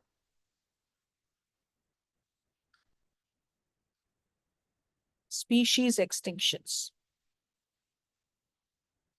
Now, I'm not including food in this because it's an entirely different debate whether you should be a vegetarian or a non-vegetarian, and I'm not getting into that right now, because what we are focusing on is just hunting and just poaching.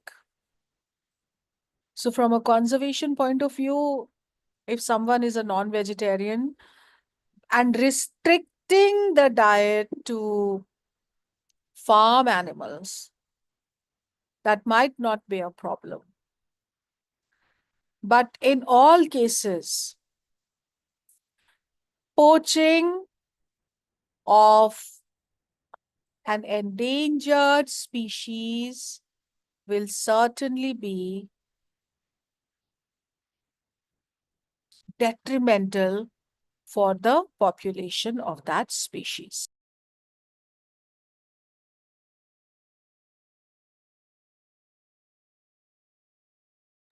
Now, somebody who believes in non-violence as a dharma,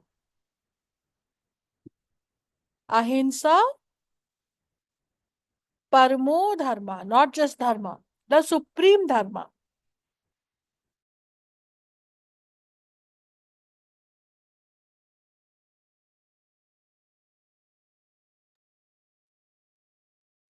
Now, in such cases, it is very easy.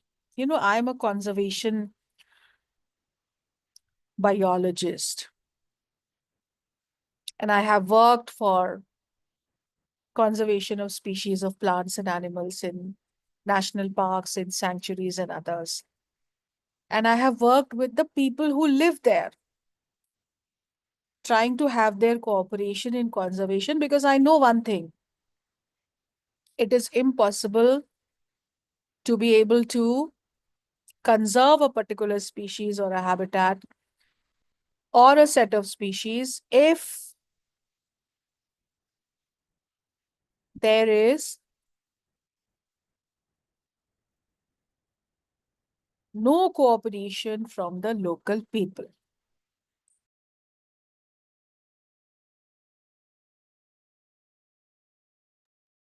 It's a writing on the wall.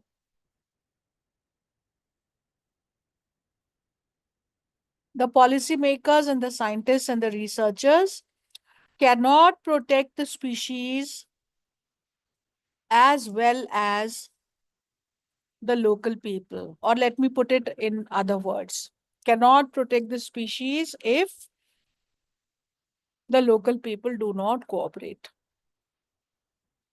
Now, the reason behind this anger of the local people is very complicated. They don't respect the national park or the sanctuary in the area. They don't like it because they say, we had been living here for a long time, and by this sanctuary, our rights, our indigenous rights have been violated. Where do we go now? This place has been taken away for the tiger. This place has been taken away for the elephant. Where do I go now? So they don't like to cooperate. Sometimes they give poison to the wild animals. Poison baiting is very common. They lace a dead cow or a dead buffalo or a dead goat or a dead sheep with poison, harness it somewhere close to where the tiger comes, and when the tiger thinks it's preying upon them, tiger dies.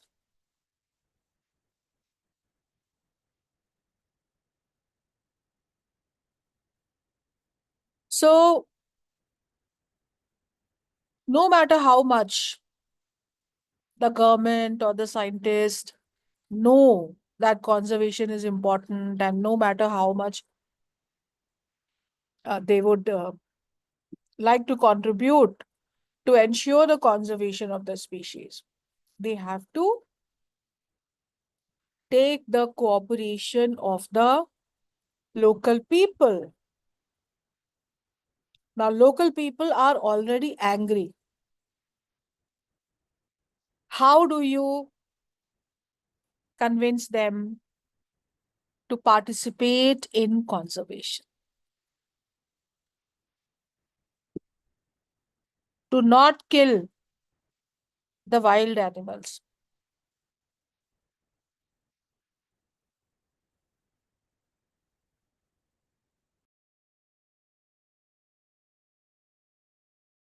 To not help the poachers from outside in killing the wild animals.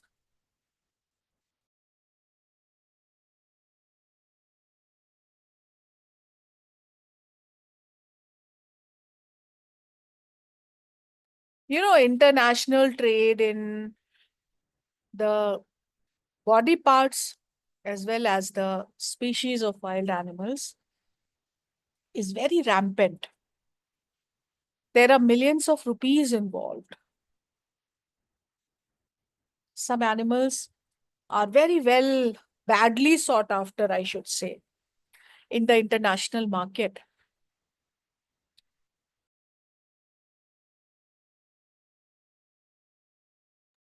Either the whole animal is sold or the animal is slaughtered and the body parts are sold.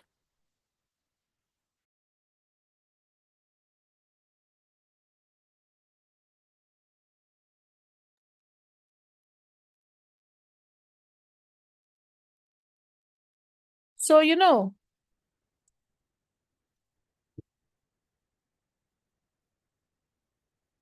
the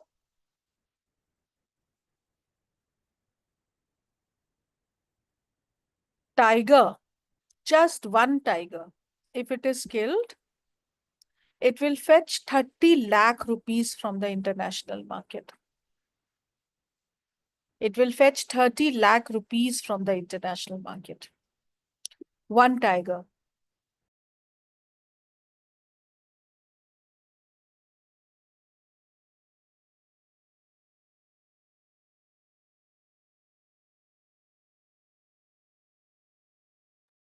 It is being sold not just for its who he is, the skin, the hair, the nails, the teeth, the blood, the bones, the flesh, even the tiger bile, bile juice. Even that juice is sold in the international market. Because out there is a Chinese traditional medicine market.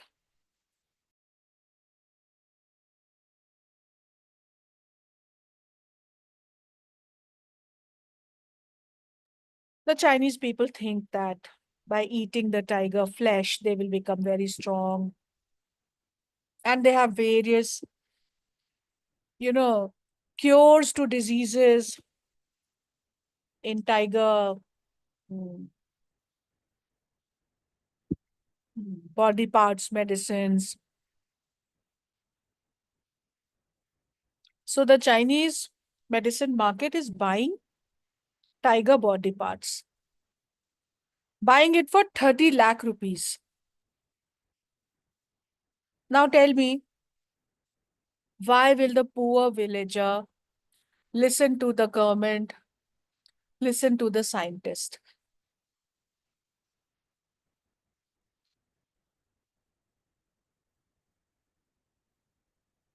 They will listen to their greed for money. They will not listen to you and I. Okay. There is greed for money, and one does tend to succumb to the pressure of greed. What is that one thing in this world that will stop greed, that will check greed, that will dissuade a man from greed? The answer is dharma. We do the right thing, not because we will get gold and silver in this life.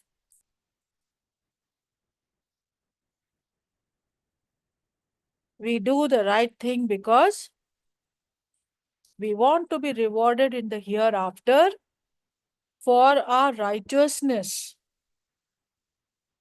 because that is our dharma. So, one way to check the lucrative offers of money from the poachers is invoke their dharma that focuses on ahimsa. If they want the reward from God Almighty, then they will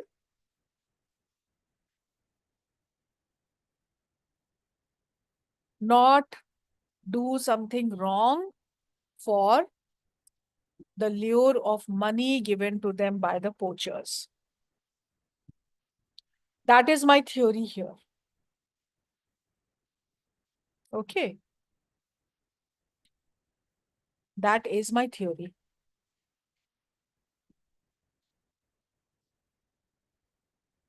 So ahimsa is one of the core principles of IKS, and it emphasizes on non-violence and compassion towards all living beings. It advocates for the ethical treatment of animals also, recognizing their intrinsic value and rights to live free from harm. And this philosophy very well aligns with modern animal rights movements.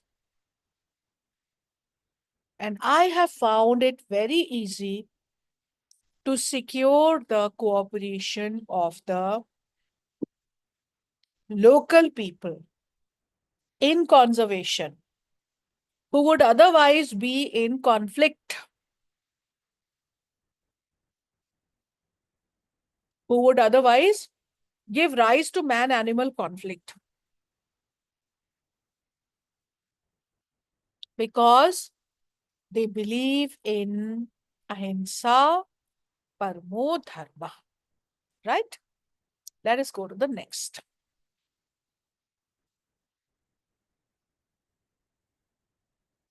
This is nature worship and pantheism. I have given you many other examples also of nature worship. Now, when we begin with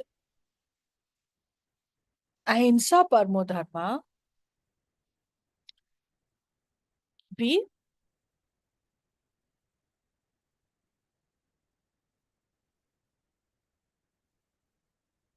do not kill animals because killing is not dharma.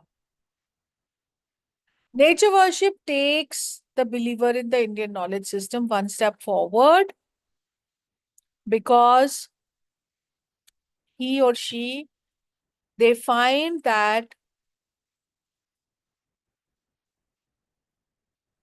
the spiritual significance of these species adds a sense of well-being in their life.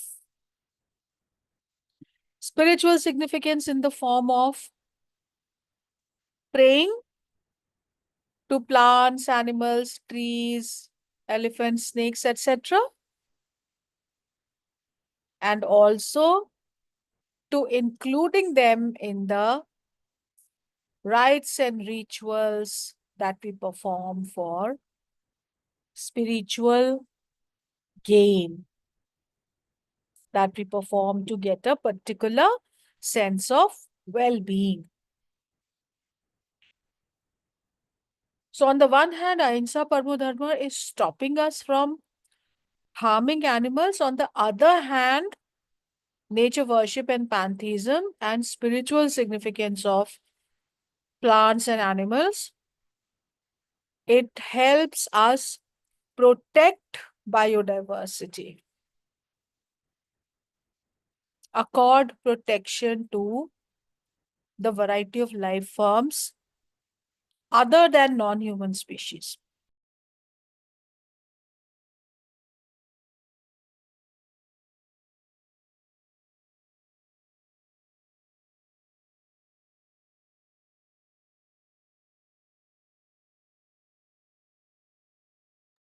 So be it this Indian lady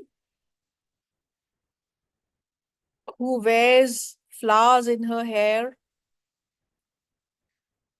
keeps a coconut on her platter, takes some more flowers for an offering to a peepal tree.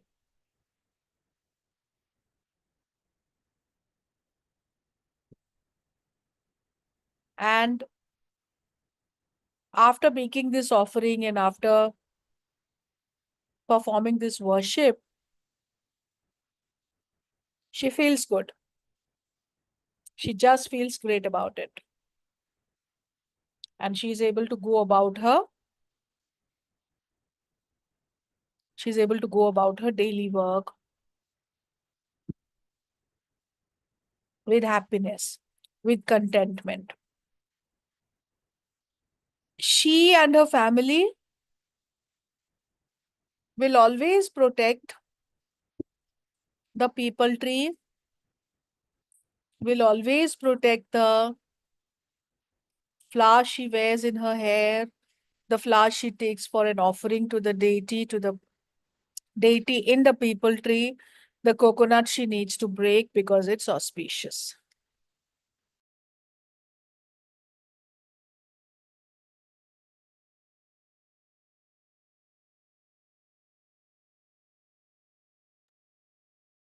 On the other hand, as you can see, the monkey god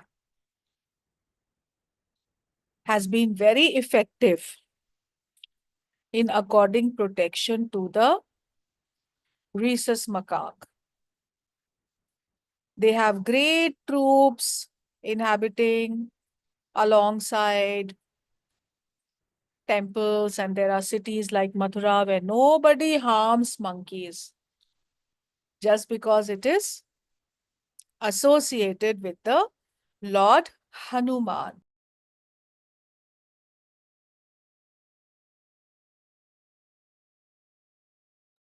So these are just a few examples.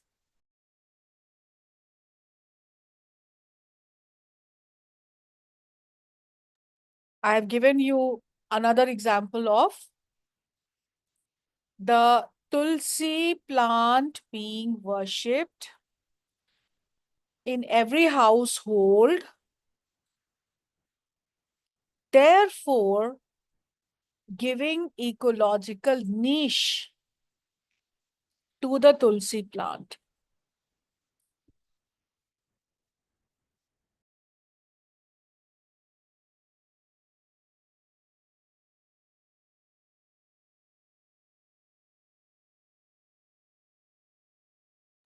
Now, no matter how bad a concrete jungle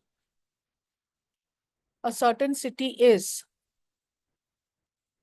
if there are people owning houses and housing properties who subscribe to the Indian knowledge systems, they will certainly keep some space for the tulsi plant. And that's how we don't have to worry that tulsi will ever get extinct.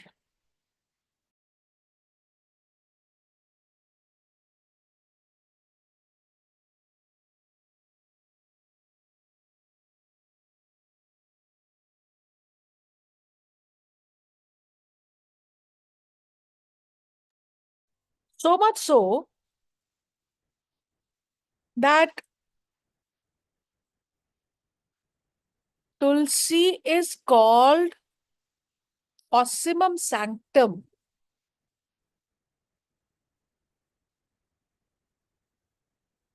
in the scientific terminology. In the terminology of botanical names, as part of the international binomial nomenclature system, the name of tulsi is ossimum sanctum.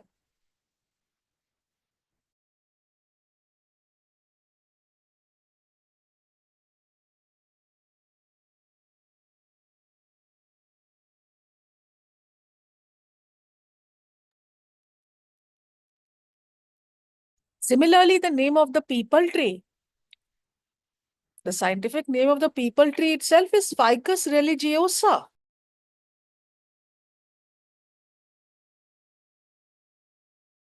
Religiosa, the word coming from religion, because the protection of the ficus tree is the religion of the believer. And then last and final, the worship of the elephant.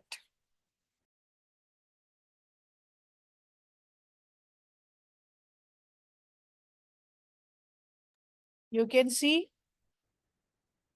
now this might be a scene from a temple in the south of India, where a woman in her prayer dress is taking an offering from the elephant.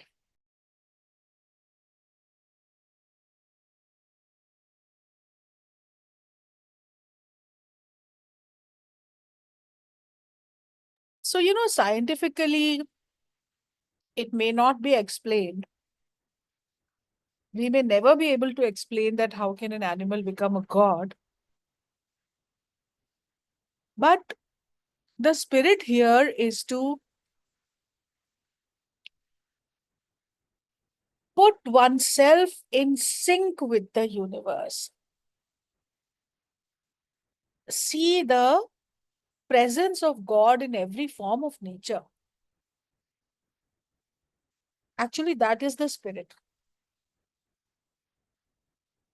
And when we do that, when we bow to that supreme God, which is in every species, every life form of nature, then we also in some way promise that we will not harm nature.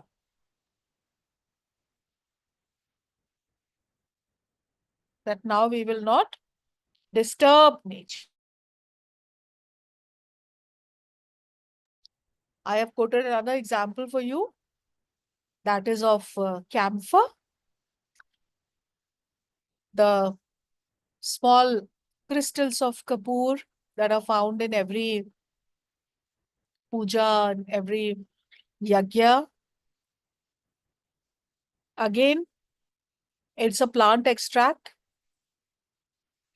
And when it is essential in a ritual, then it will be protected. If any tree, any extract, any plant, X, Y, Z,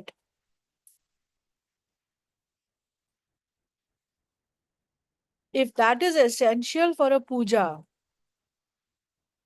for an arti, for a yagya, for a marriage ceremony to be solemnized,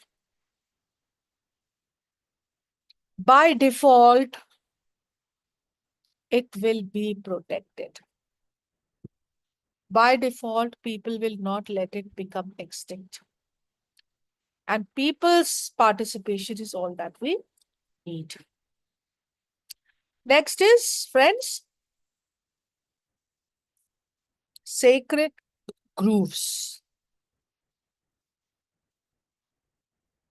Now, given the fact that I'm speaking in this lecture to a group of participants from Pune, I'm happy to say that after sacred groves, we'll talk about community conserved areas. And Pune and Maharashtra particularly is one state where there is good representation of both community conserved areas as well as sacred groves.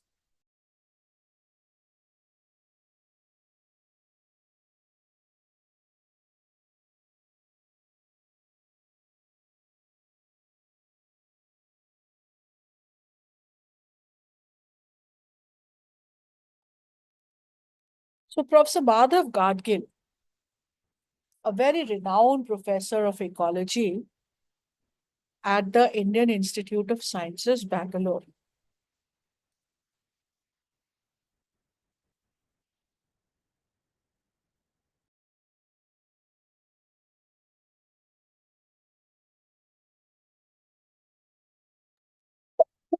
he gave this term sacred grove.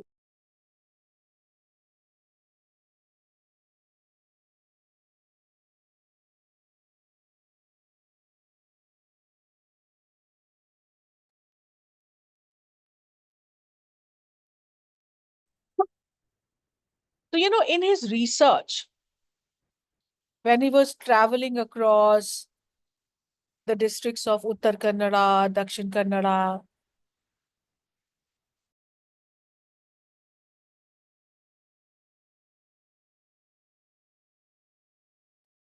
he came across something very interesting. So what he saw was that there are patches of forests and patches of jungles, woodlots, grasslands, even a complete mountain or a patch of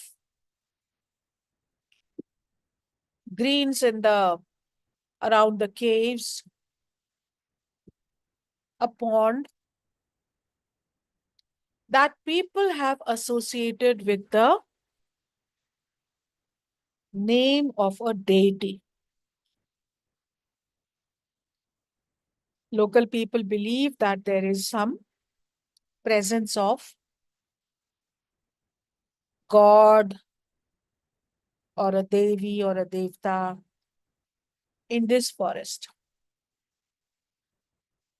So even smaller states like Meghalaya, etc., there are thousands of sacred groves. What is great for us is that these sacred groves are given 100% protection by the local people.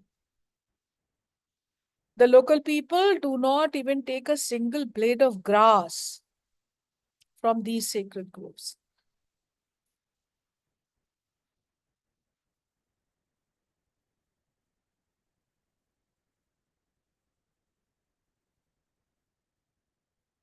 They don't cut the trees. They don't pluck the flowers. They do not even take the fruits, honey, fuel wood, beedi making, these leaves. Nothing means nothing. Hmm?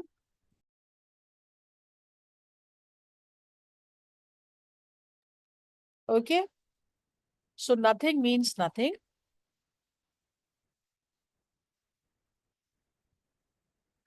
And full protection means full protection.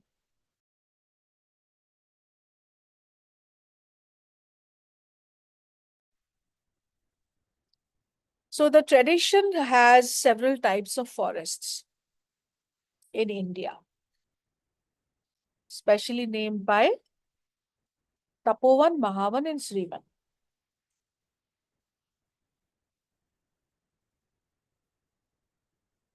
So the rishis and mahatmas, they use the Tapovan for the tapas, and the Mahavan was the grand natural forest. They were kind of sanctuaries for flora and fauna. And the Srivan was used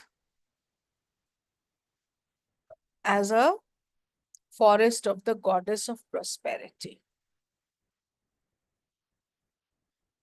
Say, for example, I live in UP, Aligarh, and this is called the Braj region. Braj because in this region,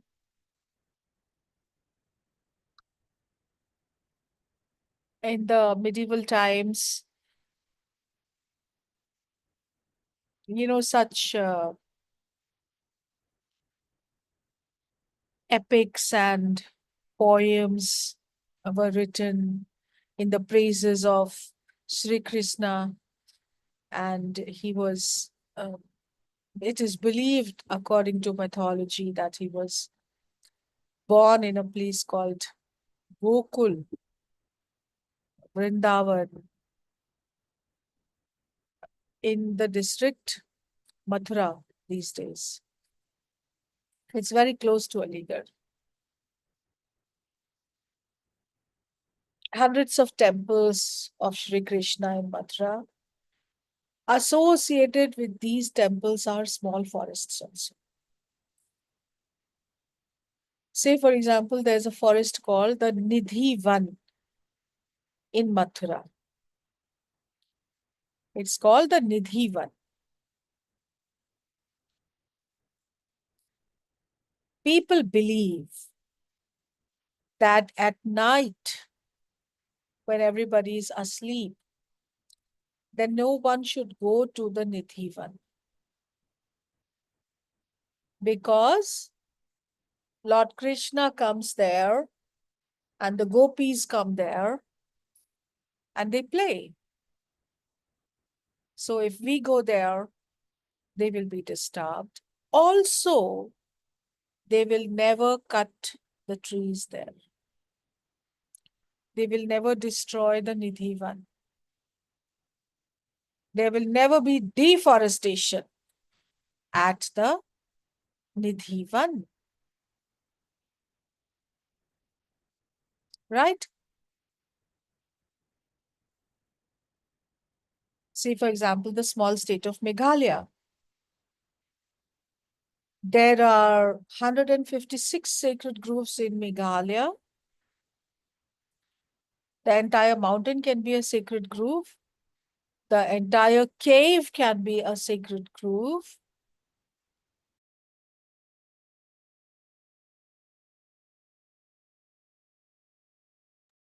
And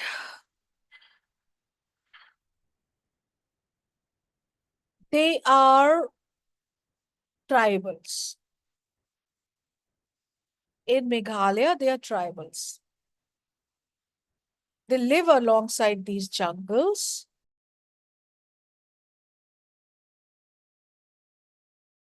And while living alongside these jungles, they perform rituals in the mountains, at night, during day, on special occasions, full moon night.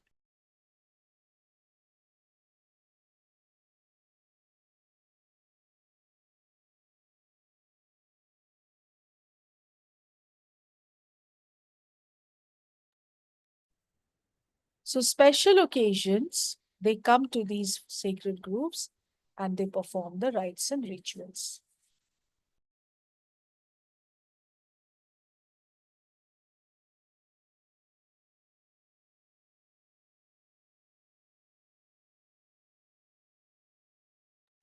So these special occasions, they invoke the spirits of their ancestors. They believe, let's say, that on the first full moon night after the spring equinox, my predecessors, my forefathers will come back. And when they come back, I should be in this forest, waiting for them. And I should lay down the rocks in this fashion. The standing rocks, they all mean my male ancestors. The laid down rocks, they all mean my female ancestors. So that's how they engage with the forest. These are the beliefs and systems that keep them engaged with the forest and that keep them high in the spirits of protecting the forest. So that's how sacred groves, an important aspect of the Indian knowledge systems, they enable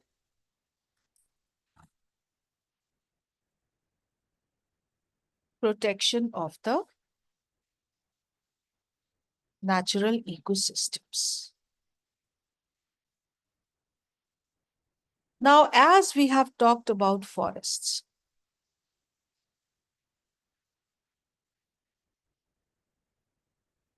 let us not miss the trees. We just saw some shlokas. We just saw some extracts from the scriptures saying Vasudev Kutumbakam, saying Ahimsa Paramo Dharma. Here is some solid wisdom for planting and protecting trees, large trees, shade-bearing, grand woody trees.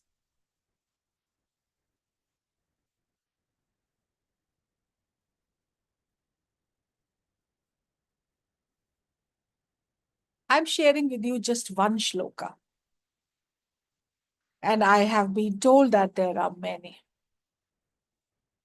How to value trees. Now see. Dashahrid samah putro.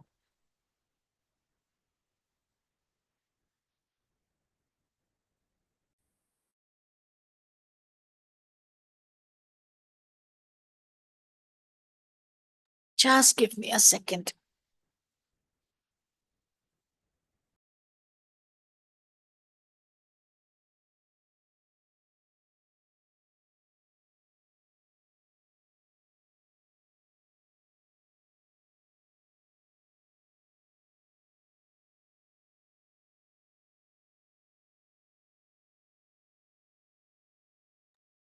Just give me a second, my friends.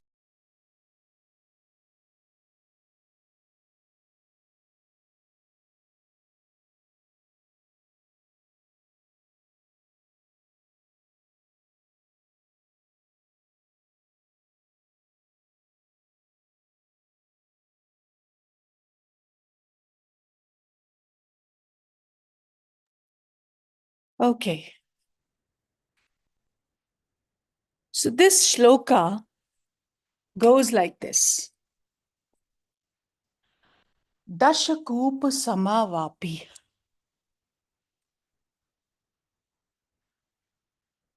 Dashvapi samohrida.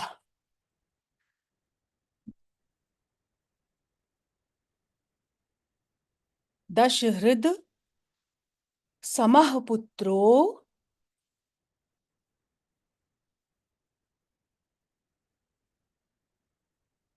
Dashputra samodrumah.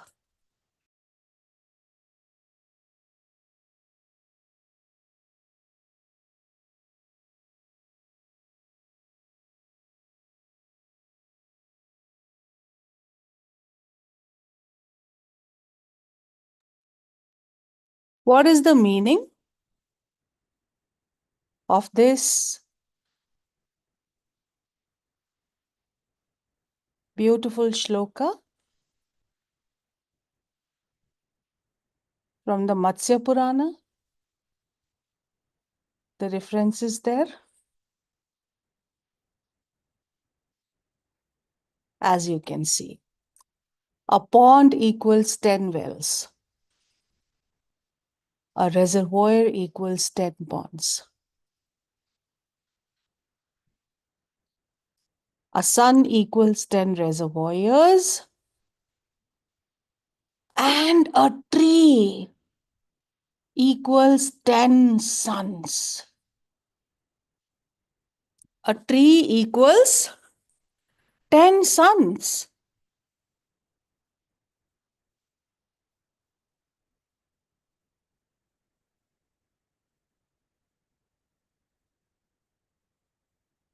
So, when somebody knows the importance of trees, on the one hand, they will not cut trees. On the other hand, they will protect trees. Such wisdom from the shlokas.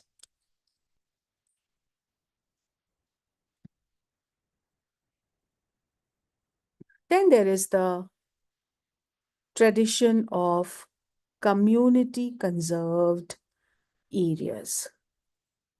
A little different from sacred groves.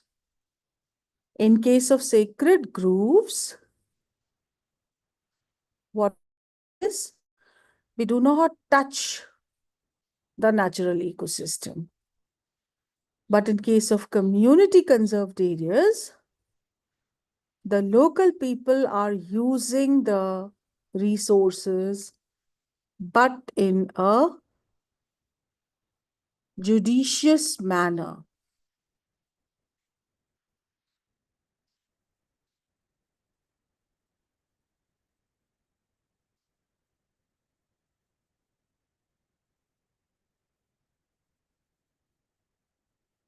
So there may be a particular area where there are some species from the wild, where there are some birds who have inhabited a woodlot, a village woodlot, or maybe some pond or a coastal area. And the people might be collecting the guano of the birds, the droppings of the birds, and they might be selling it in the market for some profit. So they let the birds come, and so they let the trees be, so they let the ponds be, and they might also be making a little bit of intervention. Now, the model community conserved area is a village in your state, Maharashtra. The name of the village is Mendha Lekha. Anybody has heard about this village? Mendha Lekha? Participants? Any idea?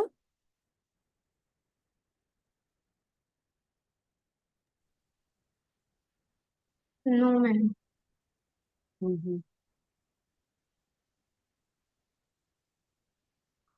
So you can find about it. It's a village that is the model community conserved area of the country. And now we have a full category of community conserved areas.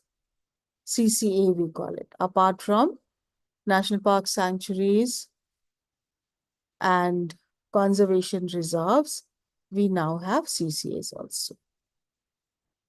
One beautiful example is the Bishnoi people, who do not read any scripture, who do not know Sanskrit, but who are environmental warriors. They were founded by Shri Guru Jambheshwar, who lived from 1451 to 1536. And to them, he gave a set of 29 niyamas.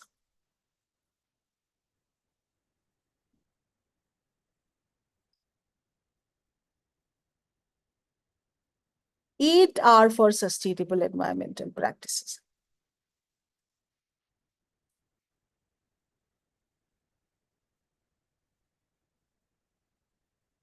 So they don't wear blue clothes, because blue clothes are dyed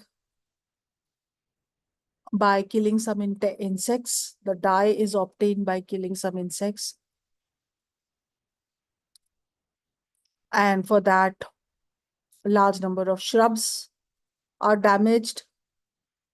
They give such protection to the black buck, which is called the antelope cervicapra, that if a black buck fawn, after giving birth to the fawn, the female has died, then the Bishnoi women, they even feed the black buck fawn on their own breast.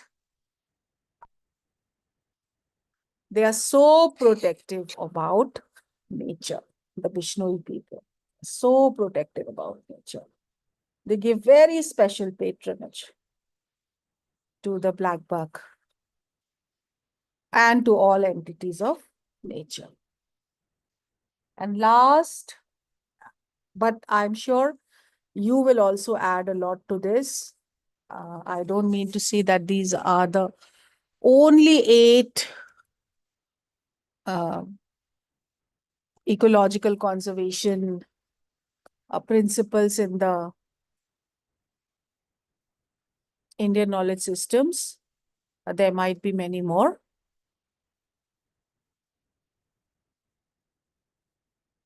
But I have not been able to discover. This is the last one that I did, which is Sattvic diet regimen and Mitahar. This principle of the Indian knowledge system, according to which one should eat less and one should eat only the sattvic food, which is pure, which is natural, vital, clean, and which has been obtained by conscious, true, honest, and wise food choices. Sattvic diet regimen also exemplifies ahimsa. Without causing bloodshed, the entire sattvic diet is produced. And something very fortunate, I must say, is also this, that as the sattvic diet is very good for the ecosystem, as it has a lot of ecological benefits, of course, we all know that it has a lot of health benefits also. So living on the sattvic diet, one becomes healthy, one becomes light, on the planet, because on the one hand, eating less, and on the one hand, making such food choices which have been produced by sustainability practices. They all help the planet. They all help us maintain the planetary boundaries. Let me say that they all help us maintain the planet overshoot day, push the planet overshoot day farther instead of pushing it closer. So moderation in eating, including seasonal fruits, nuts, seeds, oil, etc., eating more vegetables, etc., less sugar, less oil. This is indicative of the sattvic diet. And then there is mitahara, which means to be eating very little. So even if you are eating sattvic diet, you don't eat too much. So that's all, friends. We have another 5 minutes to conclude this, and I can see one question in the box, and then we will be open for more questions and answers. So we can conclude that IKS is significant for environmental conservation, that there are ethics, ecological ethics that are required. Therefore, on the one hand, we should encourage sustainable living practices, and on the other hand, we should promote awareness and education on IKS. So thank you very much. Any questions? I can see there's one question about plastics. So that's absolutely right, madam. Your question about plastic. Swati Joshi has asked. See, the thing is that when we were developing IKS, there was no plastic. So we have to interpret the existing IKS principles on plastic. If you are a believer in, let's say, Ahimsa Paramo Dharma, you will not feel good to see a cow dying of starvation because it fed upon polythene. And cows do die of starvation because when they are looking for food, polythene is mixed in that food in such a manner that they eat it. And then it doesn't degenerate. It doesn't get digested up because the cow is not producing any digestives. So, if plastic is not directly mentioned in the Indian knowledge systems, of course, this is how we can find references to plastic also in the IKS. So thank you very much. With your permission, I can end Thank the... you, ma'am. Thank you so much for such an insightful session. And on behalf of organizers and all the participants, I extend my sincere thanks to you for such a wonderful and insightful session towards this environmental conservation with special reference to the Indian knowledge system. And with the kind consent of Professor Abbasi, ma'am, I would like to declare that this session will be over. Thank you, everyone, and thank you, ma'am.